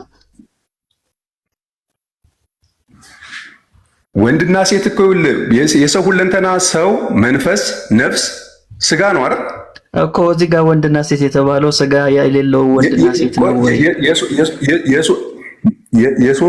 የሶስቱ እነዚህ ሶስቱ ውቅራት ናቸው አይደለ? ሰው ብለን ልንጠራ የምንችለው። እሺ እነዚህ ሶስቱ የሰው ሁለንተና ናቸው። እኚህ የሰው ሁለንተናዎች በአንድ ጊዜ ውስጥ የተፈጠሩ እንዳይደለ መጽሐፍ ቅዱስ እኮ ይነግረናል። ኧረ ተው፣ እዚህ ጋር የጠየቁት ወንድና ሴት አድርጎ ፈጠራቸው ሲል ስጋ አላቸው ወይንስ የላቸው? ስጋ ቀጥሎ ምዕራፍ 2 ላይ እንዳዘጋጀ ሰውን ከምድር አፈር አበጀው የሕይወትን እስትንፋስ አለበት የሚል ቃል የለም እንዴ? ኧረ ተው ወንድሜ፣ የጠየቁት ዘፍጥረት 1 እኮ ዘፍጥረት 2 እኮ ወንድና ሴት አድርጎ ፈጠራቸው ሲል ስጋ አላቸው ወይንስ የላቸውም? ወንድና ሴት አድርጎ ሲፈጥራቸው ቀጣይ ያለ አካላቸው ላይ ነው ይህ ወንድና ሴትነትን የምናገኘው አልኩ እኮ። ስለዚህ የላቸውም ስጋ። ወንድና ሴት ሲላቸው ስጋ የላቸው። በዘፍጥረት 1:26 እስከ 28 ባለው ክፍል ላይ ስጋ አላቸው ወይንስ የላቸውም? እባክህ ጥያቄንም እኮ በዛው ከ26 እስከ 28 ባነበብነው ክፍል ላይ ከሆነ የላቸውም። እሺ ማስረጃ አምጣ። ስጋ የሌለው ወንድና ሴት እንደሚባል ማስረጃ ሳይ። ክፍሉ ራሱ እኮ በግልጽ ይነግርሃል። ምንም ማስረጃ እኮ ያስፈልገው። ክፍሉማ በግልጽ ነግሮኛል። ወንድና ሴት ብሏል። ስጋ የሌለው ወንድና ሴት ይባላል ያልከው አንተ ነህ። እሱን ማስረጃ ሳይ። ስጋ የሌለው ወንድና ሴት ስጋ የሌለው ማለት እኮ መንፈሱ ነው ወንድና ሴት ያለው እያልከኝ ነው። በሌላ አገላለጥ ይባላል አይደለም ይባላል ያልከው ግን ወንድና ሴት ይባላል። እኔ አላልኩም። ስጋ አላቸው። ስጋቸው ምዕራፍ 2 ላይ የሚለብሱት ነው። ስጋ አላቸው ምዕራፍ 2 ላይ የሚለብሱት እንጂ የሰው አንዱን ያዘልኝ። አሁን አንተ እየነገርኩህ እኮ ነው። 26 ከቁጥር 26 ጀምሮ 27 28 ባነበብከው ክፍል ላይ ሪል ስጋ አልተፈጠረላቸውም፣ አልተሰራላቸውም። ፔሬድ ስጋቸውን የምናገኘው ምዕራፍ 2 ላይ ከምድር አፈር አበጀው። ስለዚህ ያልተፈጠረ ነገር ነው እግዚአብሔር ፈጠርኩ ያለው። የሌለን እንዳለ አድርጎ እኮ ነው የሚጠራው አይደል እንዴ? ያልተፈጠረ ነገር ነው እግዚአብሔር ፈጠርኩ ያለው ማለት የለም አልኩ እኮ አንተ። ስለዚህ የሌለ ነገር ነው እግዚአብሔር ፈጠርኩ ያለው እንዴ? የሚገርም ነገር ዘፍጥረት 1ን ስታይ ከመጀመሪያ ክፍል ጀምሮ ያንዳንዱ አዝርት ቡቃያ ምናምን ነገር ይሁኑ አለ፣ ሆነም አየ። ነገር ግን ምዕራፍ 2 ላይ ስትመጣ ምድር ቡቃያን አላበቀለችም ነበር። ለምን? እግዚአብሔር ለዚህ አርጉመንት እኮ ነው እየመለስኩልህ ያለሁት። ለዚህ አርጉመንት ነው እየመለስኩልህ ያለሁት። የጠየቅኩህ ምንድነው? እግዚአብሔር የሌለ ነገር ነው የፈጠርኩ ያለውን አልኩ። ምድር ቡቃያን ያበቀለችው ዝናብ ከዘነበ በኋላ ነው። ሳይዘንብ በፊት ግን እግዚአብሔር ሁሉ መልካም እንደሆነ አይቶ ነበረ። ግን ምድር ላይ የለም። ወዳጄ እሱ ላይ እመጣልሃለሁ፣ ችግር የለው። አንተ እንዳልከው አለ። በቃ ይሄን ከተቀበል አሁን እዚህ ጋር የጠየቅኩን ነገር አታፈርሰውም። ይኸው አሁን እኮ ምንም የሚያዝ ነገር የለም። መጀመሪያ ለማፍረስ ራሱ ግን እኔ የጠየቅኩት ነው። ዘፍጥረት 1:26 ላይ እግዚአብሔር የሌለ ነገር ነው ፈጠርኩ ያለው ወይ ነው የጠየቅኩት። የሌለ ነገር ሳይሆን ከፈጠረ ያለን ነገር ነው። ኦልሞስት ወደ መኖር እያመጣ እኮ ነው። ኦልሞስት አይደለም ወዳጄ፣ ያለ ነገር ነው ወይስ የሌለ ነገር ነው? ምንም ኦልሞስት የሚባል ነገር የለም። ይኸውልህ ሜሎስ ፕሊዝ፣ መቼስ እንሰማማለን። የምናወራው አማርኛ ነው። ስለደጋገምኩ እኮ የሚቀየር ነገር የለም። እዚህ ጋር ያለ ነገር ነው የሌለ የለም። እንዲቀየር ስለምፈልግ አይደለም። ያለ ነገር ነው። እዚህ ጋር የሌለን ነገር መጀመሪያ አልነበረም። ይህን ያልነበረውን ሰውን በመልካችን እንደ ምሳሌያችን እንፍጠር አለ። ወደ መኖር አመጣው። ወደ መኖር ሲያመጣው መንፈሳዊ ስጋ የለም። እሺ ማስረጃ ሳይ ስጋ እንደሌለ አሁን በቃ እንዴት እናድርገው እኮ ስጋ ከምድር አፈር ምዕራፍ 2 ላይ እንደተፈጠረ ደግሞ መጽሐፍ ቅዱስ እኮ ይናገራል። ምዕራፍ 1 ነገር በማስረጃ ነው የምናወራው። ስለዚህ እዚህ ጋራ ወንድና ሴት የተባሉት ስጋ የሌለው መንፈስን ነው ማለት ነው በአንተ ከሄድን። ምክንያቱም ወንድና ሴት የሚለው ለሰው ነው ከተባባን ለስጋ ከሆነ እዚህ ጋራ በግልጽ አድርጎ የሚነግረን ነገር ምንድነው? ወንድና ሴት አድርጎ ፈጠራቸው ነው የሚለን ዘፍጥረት ምዕራፍ 1:26። ስለዚህ ወንድና ሴት አድርጎ ፈጠራቸው እስካለን ድረስ ጾታ ያለው ወንድና ሴት የሚባለው ማን ነው? ይሄ ስጋ ነው፣ ሌላ ነገር አይደለም። ስለዚህ ስጋ የላቸውም የሚል ሐሳብ የለውም ክፍሉ። ወንድና ሴት ብሎ በጣም ግልጽ በሆነ አማርኛ መጽሐፍ ቅዱሳችን ይነግረናል ማለት ነው። ስለዚህ የሌለ ነገር ነው ፈጠረ አለ የሚለው ሐሳብ ምንም ተቀባይነት የሌለው ሐሳብ ነው። ምክንያቱም እግዚአብሔር ዘፍጥረት 2 ላይ ከምድር አፈር አካላቸውን እንዳበጀ ይነግረናል እኮ የሚለው። አንድ ጥያቄ ልጠይቀው። እሺ ጠይቁ። እስኪ አንድ ጥያቄ ልጠይቀው። እሺ ምዕራፍ 1 ቁጥር 26 27 28 በስንተኛው ቀን እንደዛ የሆነው? ወንድና ሴት አድርጎ ስድስተኛው ቀን። ከዛ ስድስተኛው ቀን እሺ ስጋ ውስጥ ያስገባቸው አንተ እንዳልከው በስንተኛው ቀን? በዛው በስድስተኛው ቀን። ግን ቅደም ተከተል አለው። እስኪ ንገረኝ። አሁን ምዕራፍ 1 ከ27 28 ስድስተኛው ቀን ሁሉ መልካም እንደሆነ አየ ብሎ አረፈ ይላል አይደል? ሰባተኛው ቀን። ከዛ ሰባተኛው ቀን ካረፈው በኋላ መልሶ መጥቶ ስለ ሰው አፈጣጠር ይናገራል። ያ ስምንተኛው ቀን ነው ብለህ ነው የምታስበው?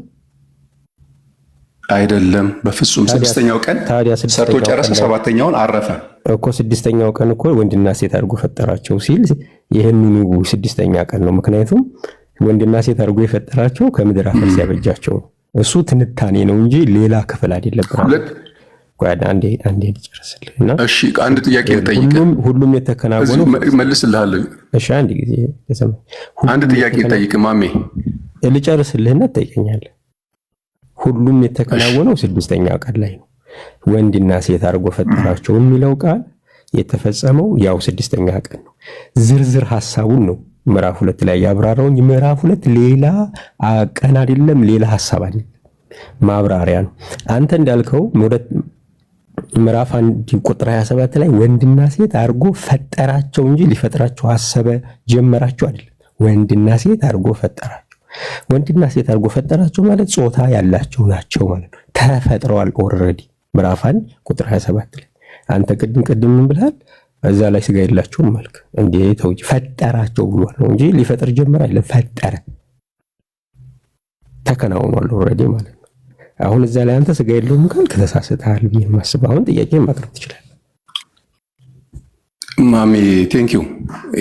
እኔም ሐሳቤ ከዚህ ይወጣ አይደለም። በል ጥያቄ የምጠይቅህ ሲምፕል ኦርዲነሪ ተራ ጥያቄ ነው የምጠይቅህ። ችግር የለም። ሁለት መንታ ያረገዘ ሴት በተከታታይ ፍራክሽን ኦፍ ሰከንድ ወለደች። አንዱ መጀመሪያ፣ አንዱ ሁለተኛ ላይ። የመጀመሪያ የወጣው እና ሁለተኛ የወጣው ታላቅና ታናሽ አይባሉ? ሁለት ስለሆነ ፍራክሽን ኦፍ ሰከንድ ነው። አዎ አንደኛና ሁለተኛ ፍራክሽን ኦፍ ሰከንድ ነው። አዎ ልክ ነህ።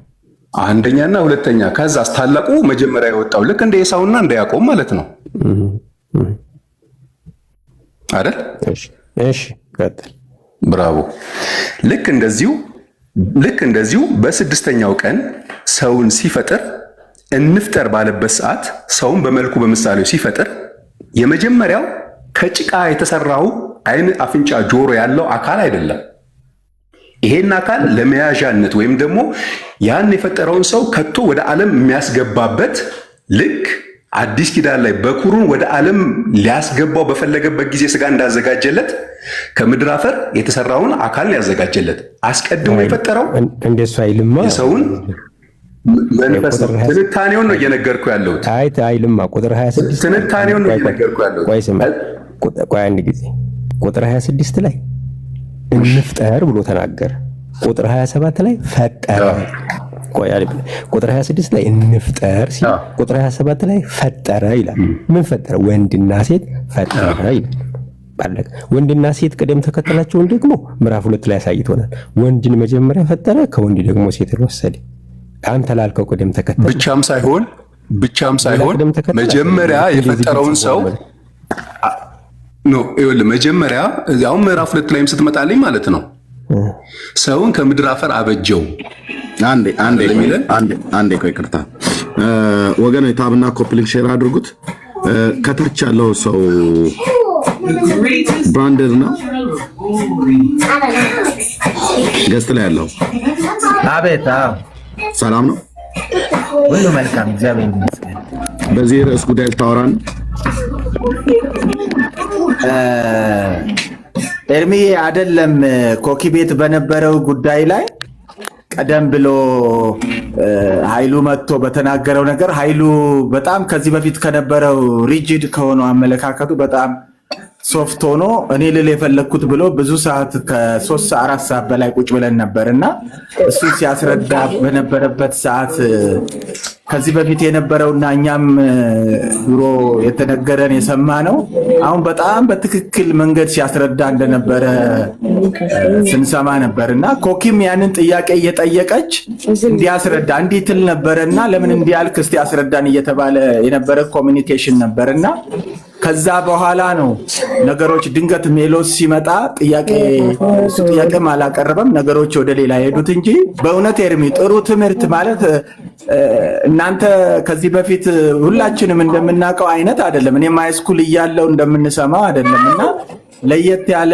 ኤክስፕላኔሽን ሲሰጥ ነበረ። ጥሩ ኮሚኒኬሽን ነበረ የነበረው ብዙ ሰዓት።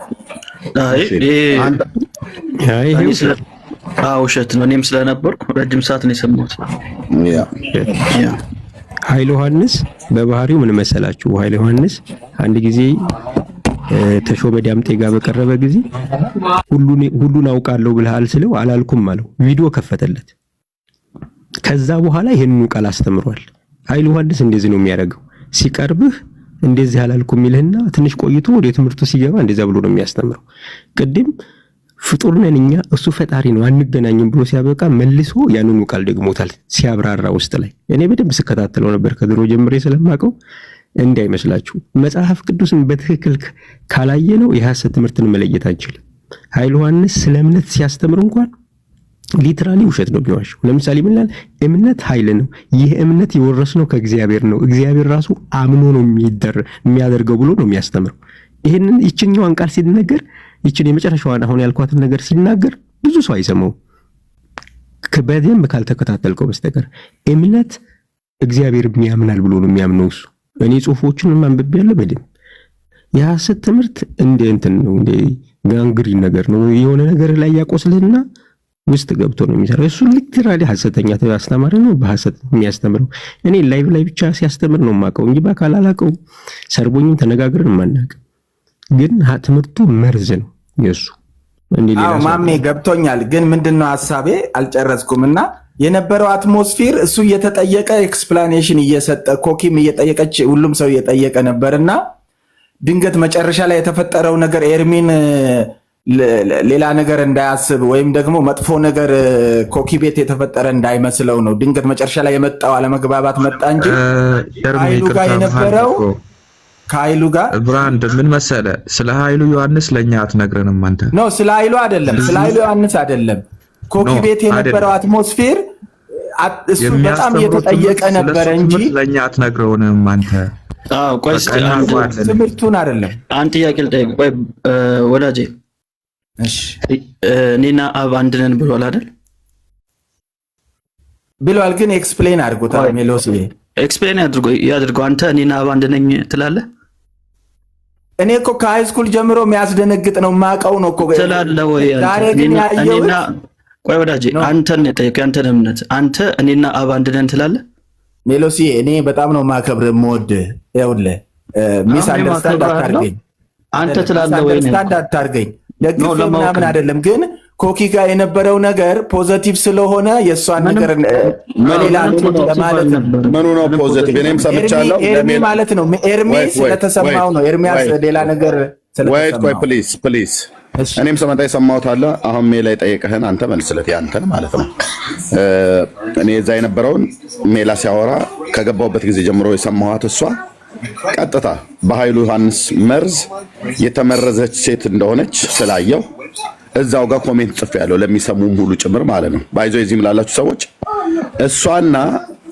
እሷ መሰሎች ሌሎች አሉ በዚሁ በኃይሉ ዮሐንስ መረብ ውስጥ የተያዙ ማለት ነው። ኦኬ፣ በመርዝ ትምህርቱ ነድፎ የያዛቸው ማለት ነው።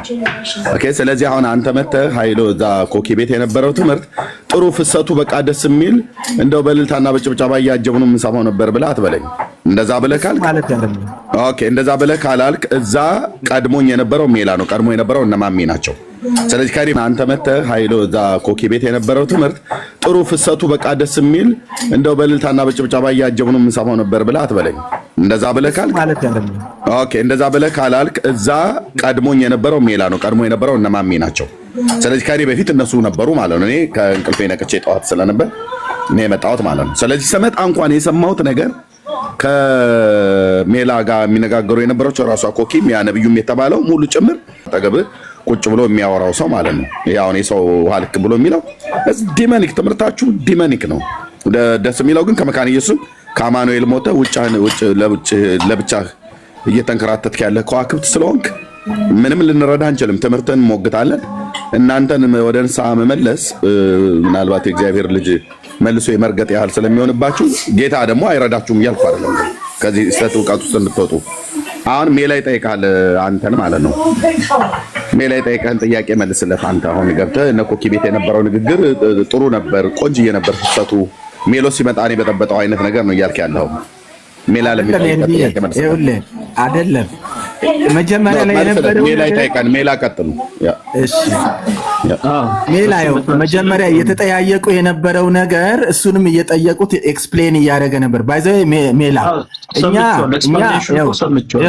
እኔ ልንገርህ እንደ ክርስቲያን ልጆች ነን። እናንተ ግን ዲፕሊ ስለምታውቁ ሊል የፈለገው ልታውቁ ትችላላችሁ። ማሜም እንዳለው ሊል የፈለገው ሰምቼዋለሁ። ከጨረሰ በኋላ ነው የገባሁት። ኤክስፕሌን አድርጎ እንደዚህ ዲፕሊ እንትን አይደለም እሱ። እኔ ከዚህ በፊት የነበረኝና እኮ አሁን አንተ ለኃይሉ ዮሐንስ ያለህን ምልከታ ዛሬ ካብራራው ተነስተ ምልከታን ቀይረሃል። አሁን ዛሬ ያብራራልኝና የሰማሁት ዛሬ ያብራራበት መንገድ በጣም በጥሩ እንዲገባኝ አድርጎ ነው ያብራራው። ለምሳሌ እኔና አብ አንድ ነን የሚለው ድሮ በጣም ያስደነግጠኝ ሰዎች ሲነግሩኝ ራሱ ምንም እንትና ጀጅመንታል ነበረ ሐሳቤ። አሁን ግን ኤክስፕሌን ሲያደርገው የሆነ ነገር ገብቶኛል ብዬ አስቤያለሁ። ስለዚህ አሁን እሱ ያብራራበት መንገድን ይዘ እኔና አብ አንድ ነን ትላለህ። አሁን አይደለም እኔና አብ አንድ ነን የሚለውን ራሱን እንትኑን ራሱን ያልቀበለውም። ይሄ አሁን ያልከው ራሱ በግርድፉ አልቀበለውም። ግን እግዚአብሔር እፍ አለበት ሲል ሙሉ ይሄ ኔቸሩኛ ውስጥ አለ የሚለው ነገር ማለት እሱ ነው እንድገባ ያደረገኝ እንጂ ከአንድነት ጋር አይሄድም። እኔ አሁን ስለዚህ አንተ ምን እያልከኝ ነው? የእግዚአብሔር ሙሉ ኔቸር አለኝ እያልክ ነው? አይደለም። እኔ እዚህ ውስጥ መግባት አልፈልግም። ምንድን ነው እያልከኝ ያለው? አልገባን እኮ አሁን ኃይሉ ዮሐንስ በጥሩ ሁኔታ ቆይ ገብቶኛል እኮ። አሁን አንተ ያልከ ምን መሰለህ፣ ተሳስቼ ከሆነ ታርመኛለህ፣ ችግር የለውም። ያልከውን ልረዳ። አሁን አንተ ምን ያልከን እስከዚያ ድረስ ለኃይሉ ዮሐንስ የሰሟቸው ነገሮች ነበሩ። ዛሬ ግን ኮኪ ከጠየቀችው በኋላ ጥሩ በሆነ መንገድ አብራርቶታል አይደል ያልከን? አዎ በጣም አሪፍ። ስለዚህ ጥሩ አድርጎ አብራርቶታል ማለት ትክክለኛ ነገር ተናግሯል ማለት ነው አይደለም? እሺ ተሳስቷል። ዛሬ ባብራራው መንገድ ተሳስቷል። ያው መጀመሪያ የነበረው እኔና እግዚአብሔር አንድ ነን የሚለው ይሄ ትልቁ ከዛሬ በፊት የነበረውን ዛሬ አብራራው። ያ አሁን ሲያብራራው በዚህ ወይ ሊሆን ይችላል ብዬ አሰብኩት፣ ግን እንዳነብ ገፋፋኝ ነው። አሁን እንደዚህም አለ እንደ ብዬ እንዳስብ አደረገኝ። ኤክስፕላኔሽን ድሮ እሱ ሰዎችን ሲያናግሩት ምንም ሲል በቃ ብያለሁ ብሎ ነበረ ኢግኖር የሚያደርገው። አሁን ግን ብዙ አብራራ እኮ ብዙ አብራራ። ስለዚህ ብዙ ያብራራበትን መንገድ አንተ ልክ ነው ብለህ ተቀበልከው ወይንስ ስቲል ልክ አይደለም ብለህ ነው የተቀበልከው? አሁን ከእግዚአብሔር በዘር ተካፍለናል ሲል ዲግ እንዳረግ አሁን በደንብ እንዳነብ ምንድነው የተካፈልኩት እንድል እኔ ምን እንደተካፈልኩ ራሱ አላቅም ነበርና ምን ተካፍያለሁ ከእግዚአብሔር የሚለውን እንዳነብ ነው አሁን። ስለዚህ አሁን እርግጠኛ አይደለም አሁን ኃይሉ ዮሐንስ ትክክለኛ ነው ያብራራው ወይንስ በስተት ነው ያብራራው የሚለውንም ልታውቅ አልቻልክም ማለት ነው። ዛሬ በነበር ልል የፈለኩት ይሄ ነው ብሎ ሲያብራራው ግን ዝም ብሎ ድፍኑን ነገር እንዳልነበረ አሁን ሊያብራራ የፈለገው ነገር ግን ገብቶኛል፣ እንዳነብ አድርጎኛል ነው። ኤኒዌይ ኦኬ። ስለዚህ እንዳነብ አድርጎኛል ነው እንጂ እያልከን ያለው ልክም ነው ተሳስቷልም ልል አልችልም ነው እያልከኝ ያለው አይደል? አዎ ግን ድሮ ግን ትክክል አይደለ እኔና እግዚአብሔር አንድ ነን ብሎ ሲል በግርድፉ ሲሰማው አንድ የተናገረው ነገር ነበር። ኢየሱስ ጌታ ነው ሲባል እኛም ጌቶች ነን ይሄን አሁን ድሮ ይለው ነበር ግን ያብራራበት መንገድ ያሉትን ግዟት የሚለውን ኤክስፕሌን አድርገው አሁንም እሱን እንዳነብ ነው የጋበዘኝ። ኢየሱስ ጌታ ነው ሲል ስለ ሰውነቱ ነው የሚያወራው። ከዛ በኋላ እኛም ኢየሱስ ጌታ እንደተባለው እኛም ጌቶች ነን ነው አይደለንም። እሱ ግን እንደዛ ነው ያለው ነው ኤክስፕሌን ሲያደርገው ግን እሱ ያለበት መንገድ እንዳነብ አደረገኝ ነው ይሄ ነው ያለው። እኔ ካልኩት ውጪ ካለ ትነግረኛለህ። ያለው ምንድነው? ኢየሱስ ጌታ የተባለው በሰውነቱ ነው። ስለዚህ ያን ጌትነት መለሰልን፣ እኛም ጌቶቹ ነን አልን ያለው። እኛ ጌቶች የሆነው ግን በዚህ በምድርን ግዟት ተንከባከባት አብጇት ከተባለው አንፃር ነው ያለውን ነገር እንዳነብ አድርጎኛል። ኢየሱስ ጌታ የተባለው በምንድን ነው? ጌታ የተባለው በሰውነቱ ነው። አይ አምላክ አይደል እንዴ? መጀመሪያ ኃይሉ ዮሐንስ ያለው ኢየሱስ ጌታ ነው የተባለው በሰውነቱ ነው አይደል ያለው? አዎ እንደዛ ብለዋል። እሺ ይሄ ትክክለኛ ትምህርት ነው? ይሄ ትክክል ትምህርት አይደለም ግን ይሄን ያልኩበት ምክንያት ብሎ ኤክስፕሌን እኔ ያልኩ አሁን እንዳነብን የጋበዘኝ ነው ወዳጄ። ኤክስፕሌን የሚያደርገው ስተት ነው። አሁን አንተ ኢየሱስ ጌታ ነው የተባለው በሰውነቱ አይደለም ምድርን ከመግዛት አንፃር አይደለም በሚለው ከተስማማን የስተቱ የስተት ትምህርት ነው። በቃ ምንም የኢየሱስ ጌታ የተባለውና የኛ በፍጹም አይገናኝም። እኔ አሁን እሱን ለመደገፍ አይደለም ግን ቦታው ላይ የነበረው ነገር የኮኪም ሐሳብ እሱን እዛ ጋር እንዲያስተምር ወይ ነገሮችን እንዲያብራራ ሳይሆን እንዳውም ስትሪክትሊ ትጠይቀው ነበር። እሷ ብዙ ነገር ነው የጠየቀችው እንዳውም ሲሪየስ ሆናና በማብራራት ውስጥ የመለሰው ነገር ነው። ድንገት እናንተ በምታዩት መንገድና እኛ በምናየው አንድ ያለው ነው ግን እንድናይና ነገሮች እንድናነባ አድርጎኛል ነው የኔ ሐሳብ። ብራንዲ እኔና አብ አንድ ነን የሚለውን የመጽሐፍ ቅዱስ ክፍል ታውቀዋለህ? አውቀዋለሁ። በቃ አሁን እኔና አብ አንድ ነን የሚለውን ቃል የምንወስደው ከመጽሐፍ ቅዱስ ነው። ያ መጽሐፍ ቅዱስ ክፍል ደግሞ ዮሐንስ ወንጌል ምዕራፍ 10 ላይ ነው ያለው ቁጥር 30 ላይ ከጄ ማንም አይነጥቃቸውም ከአባቴም እጅ ማንም አይነጥቃቸውም እኔና አብ አንድ ነን ያለው ፕሮቴክት አደርጋለሁ በጎቼን ሕዝቦቼን ልክ አብ እንደሚያደርግ ነው። አንተ ያንን ማድረግ ትችላለህ? በፍጹም ይሄን ካላደረግ አብና እኔ አንድ ነን የሚለውን ቃል ከየትኛው የመጽሐፍ ቅዱስ ክፍል አምጥቶ ነው ይሄንን ቃል ባይዘው ህዝቡ ሁሉ የሚያስታውሰው ይሄን የመጽሐፍ ቅዱስ ክፍል ነው። መጽሐፍ ቅዱስ ላይ ያልተነገረ አረፍተ ነገር መጽሐፍ ቅዱስ ላይ ያልተነገረ ቃል ተጠቅሞ ለራስ ማድረግ ይሄ ሊትራሊ ሰው ማወናበድ ነው። ማሚ ምክር አይደለም። ማሚ ምክር ሳይሆን መስጠት ያለበት ራሱ ይሄንን ወንድም መጠየቅ አለብህ ማለት ነው። ምክር ሳይሆን ጠይቀው። የዮሐንስ 10 ዮሐንስን የጠየቀውን ምዕራፍ 10 ቁጥር 30 ላይ ያለውን ቃል የጠቀሰውን ዮሐንስ ምን ብሎ እንዳብራራው ሰምተናል። ማነው ኃይሉ ዮሐንስ ምን ብሎ እንዳብራራው እኛ ሰምተናል ለብዙ ዘመን። አሁን አንተ እዚህ ገዝተህ ያለህ ወንድም የዮሐንስ ወንጌል መጽሐፍ ምዕራፍ 10 ቁጥር 30 ያለውን ቃል እኔና አብ አንድ ነን ብሎ ያለውን ኃይሉ ዮሐንስ ያብራራውን ነው የምትቀበለው ወይስ አንተ ያን ክፍል እንዴት ነው የተረዳው? ምክንያቱም ደጋግመህ አሁን እንኳን እዚህ ሲጠይቁህ እንድጋበዝ ማነው እንዳነበው ጋብዞኛል እያልክ ግብዣ እንዳቀረበልህና ሄደህ እንድታነበው አድርጎሃል ማለት ነው። እስከ ዛሬ ድረስ ዮሐንስ ሲያስተምር እንድታነበው የጋበዝህን የመጽሐፍ ቅዱስ ክፍል ሄደህ ካነበብካቸው ክፍሎች ውስጥ የዮሐንስ 10:30 ጋብዞ አንብበዋል ወይ? አንተ ያን ክፍል እንዴት ነው የምትረዳው? የዮሐንስ 10:30 ማሜ ቀጥሉ። በጥያቄ ነው ማቅረብ ያለብህ ለሱ ማለት ነው። ብራንዲ ስለዚህ ዮሐንስ 10:30 እኔና አብ አንድ ነን የሚለው ቃል የምንጠቀመው ህዝቡ ሁሉ ፌመስ ነው እሱ ክፍል። እሱን አንተ ምን ብለህ ነበር የምታምነው? አይ እንደዚህ ስፔሲፊክ ጥቅስ አልጠቀሰም። እግዚአብሔር እና እኔ አንድ ነን ብሎ ሲያወራ አንድ የሆነበትን ከዘር አኳያ ከተካፈለው ዘር አኳያ ኤክስፕሌን ሲያደርግ ነው እንጂ የሰማሁት ይህንን ጥቅስ ጠቅሶ ምናምን አይደለም። ግን እኔ ማሜ ማለት እኔ በጣም ማከብረው አንተ እንዴት ነበር የምትረዳው ማለት ነው? አንተ እንዴት ነው የምትረዳው?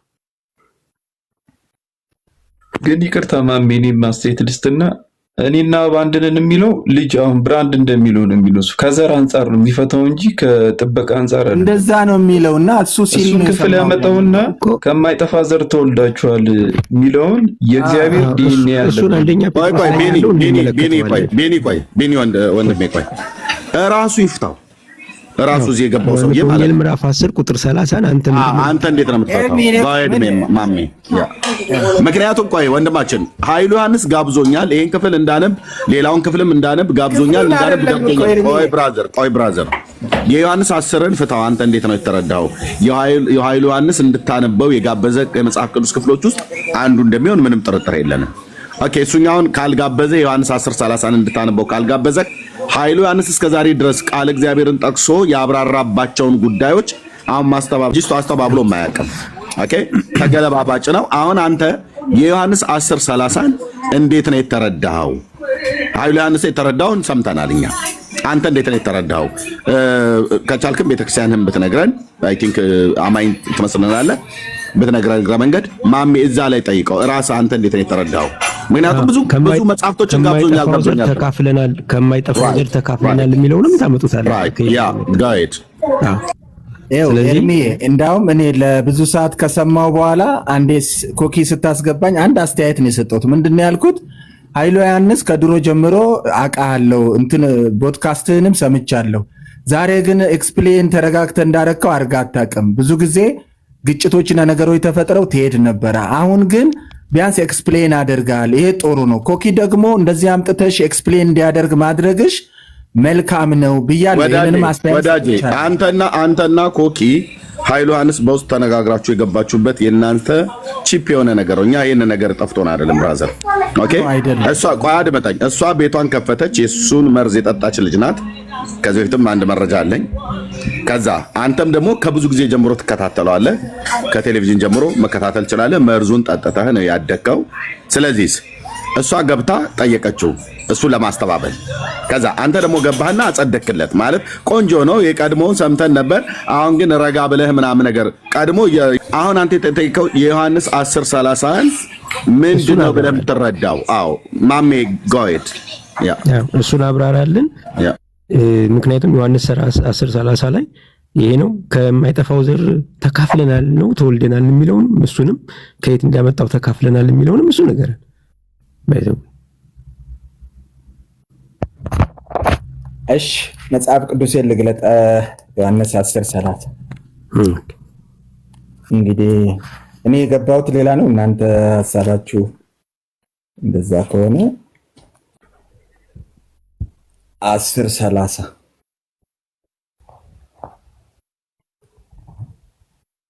ኢየሱስም እንዲህ ሲል መለሰላቸው፣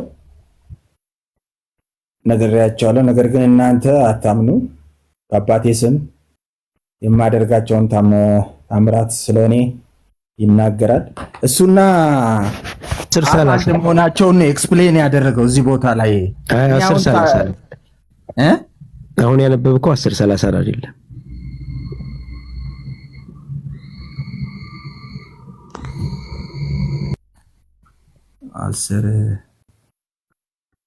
10 ምዕራፍ 10 ቁጥር 30 ከዛ 29 እና 28ን ብታነበው በደንብ ይገባል። ከዚህ ጋር የሚገናኝ ነገር እኔ አሁን አልገባኝም ለምን እንደጠየቃችሁ። አይው እኔና እግዚአብሔር አንድ ነን ወይ ማብ አንድ ነን የሚለው ይሄን ክፍል ጠቅሶ ነው። ይሄን ክፍል በሌላ መንገድ አብራርቶ ነው ላንተ እየነገረ እኮ ገብቶኛል። እኔ አሁን ከሱ ጋርም እኮ ተግባባው እሱን ተቀብያለሁ እያልኩ አይደለም። እኔ ልናገር የነበረውና እናንተንም ላወራ የፈለኩትኝ የነበረው ነገር ሌላ ነበረ። ኤክስፕሌን ማድረግ ቆይ ሰው ተለውጦ ከነበረበት መርዛማነት ሊስተካከል አይችልም እንዴ? ይሄ ሰው ተለወጠማ የሲያብራራ አልሰማሁም። አልተለወጠም። ያንኑ ከነበረው አንዱ አሁን ብዙ ተምሬያለሁ ገብቶኛል ድሮ ከነበረ ሪጂዲቲ አሁን እየተማርኩ መጥቻለሁ ሲል ነበረ። ሰው ሊለወጥ አይችልም። መች ተለወጠ? እንደመለወጥ አናየውም። አሁን ሰው ይሄንኑ ቃል እኮ ነው ያወራው ብራዘርዬ። አንተ ስላላወቅከው ነው እንጂ ይሄንኑ አሁን እስከዛሬ ሲያወራውን የነበረውን ነው እኮ ለስለስ ብሎ ሲያወራ ማንም ስለማይጠይቀው ለስለስ ብሎ ሲያወራ የነበረው እኔና አንድ ነን እያለ ነበር። ከማይጠፋው ዘር ተካፍለናል እያለ ነበር። ባይዘው ተካፍለናል ወይ የሚለው ከማይጠፋው ዘር። ማሜ በጣም ይቅርታ ወንድማችን የመጣኸው ለነሱ ምስክርነት ልሰጥ ነው ወይስ ትምህርታቸው ልክ ነው ብለህ ልትነግረን ነው? አይደለም። ኤርሚ እዛ ቤት መጥቶ እኔ ኤርሚን ስለማከብረው ተናዶ ነው ከሜሎስ ጋር ሄዶ። ሜሎስም በጣም ባለመግባባት ውስጥ ነው የሆነ ሜሎስም በቃ ረጅም ነው የምታወራውና በቃ አጭር ጥያቄ ነው የጠየኩህ፣ በአጭሩ መልስልን። ስለነሱ ምስክርነት ልሰጠን ነው የመጣኸው ወይስ ትምህርታቸውን ተቀብለ ልትሞግት ነው የመጣኸው? በአጭሩ መልስልኝ። ባጭሩ መልስ። አምነህ ተቀብለ ልትሞግት ነው ወይስ ስለነሱ ማንነት ልትነግረን ነው የመጣው? ልትመሰክር ነው? ብራንድ አንሚዩት አድርገውና መልስልኝ። ብሩኬ ሁለቱንም አይደለም፣ ሁለቱንም ሐሳብ የለኝም። በቃ እሺ፣ በሌላ ሰው እንቀበል። በቃ አሁን ሁለቱንም ሐሳብ ከሌለ ከሌላ ሰው ጋር እንቀጥል። በቃ አሁን እኛ ትምህርቱን የሚቀበል ሰው ኑና ሞግቱ እያልን ስለሆነ ትምህርቱን የሚቀበል ሰዎች አሉ፣ እነሱ ይግቡ። ከነሱ ባይዞይ ብሩኬ ወንድምነት ቆይ ሳይወጣ በፊት ባይዞይ አሁን የምታወራው ሰው ከኛ ጋር የምታወራው ሰው ማለት ነው አማኝ ነህ አይደል? በጌታ የምታምን ሰው ነህ አይደል? አዎ ነኝ። በውሸት መንፈስ ቅዱስን የምታከብረው ወይስ አጋንንትን የምታከብረው? በውሸት አጋንንት ነው። አሁን በአራት ነጥብ ዘግተው ዋሽተሃል። የመጣኸው ነው አድምጠኝ። አድምጠኝ ኦኬ። የመጣኸው አንተ ከእግዚአብሔር መንፈስ አትበልጥም። እሺ የመጣህበትን እንኳን አጀንዳ እንኳን አታውቅም። ለሁለቱም አይደለም የመጣሁት ብላል። ታዲያ ለምን ነው የመጣኸው? የመጣሁት አንተና ሜሎስ ተናዳችሁ ስለሄዳችሁ እና ኮኪ ላይ የነበራችሁ እታችሁ ረድ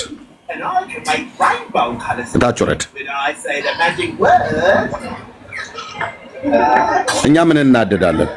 ሚዩት ሲያረጉን የነበሩት እዛ ነው። ምንም ሊያስወሩ አልቻሉም። አንተ እንኳን እንደዚህ እንደምታወራኛ ጊዜ ሰተነ እየሰማነ ነው። እኔም ሜሎስም አልተናደርንም። ተደማምጠን እናውራ ነው። በቃ ተደማምጠው ማውራት አልቻሉም። ሜሎስ እሱን ሲጠይቀው እሷ ትገባና መሀከል ላይ ዲስትራክት ታደርጋለች።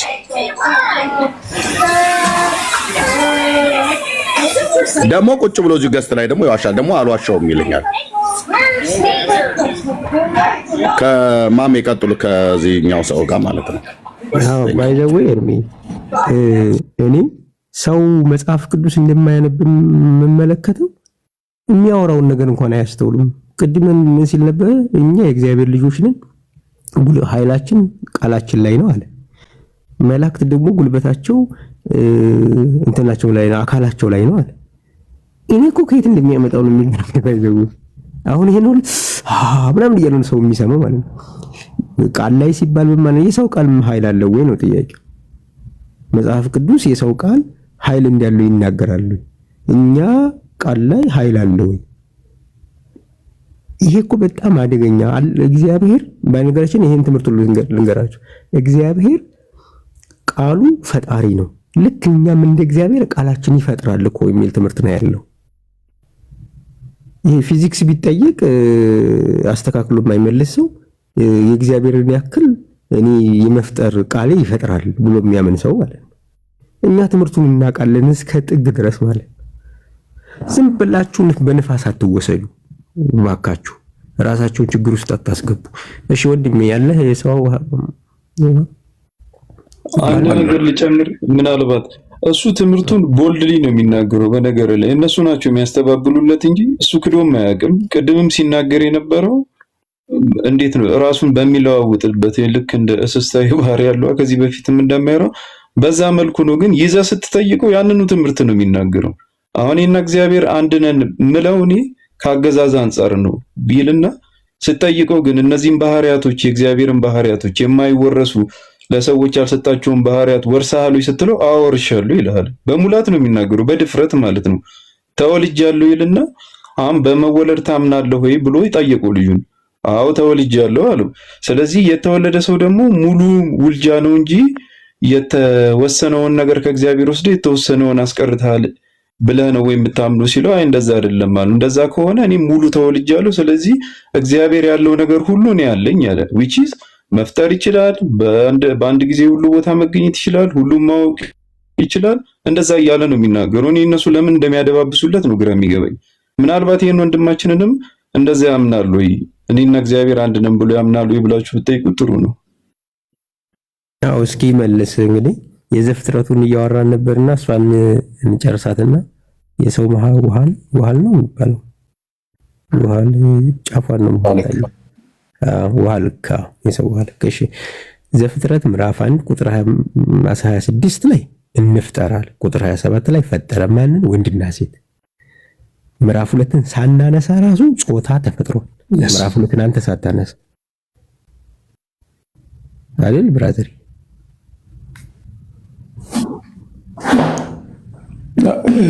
ልክ ነህ። ሂድ ይሰማል አይደል? ልክ ነህ። ሂድ አልኩኝ። ልክ ነህ። አይ በቃ ወንድና ሴት ተፈጥሯል። ቁጥር ምዕራፍ 2 አፈር አበጀ ምናምን ሳይል ምዕራፍ 1 ላይ ብቻ ወንድና ሴት አድርጎ ፈጠራቸው፣ ብዙ ተባዙ ምድርን ሙሏት አለ።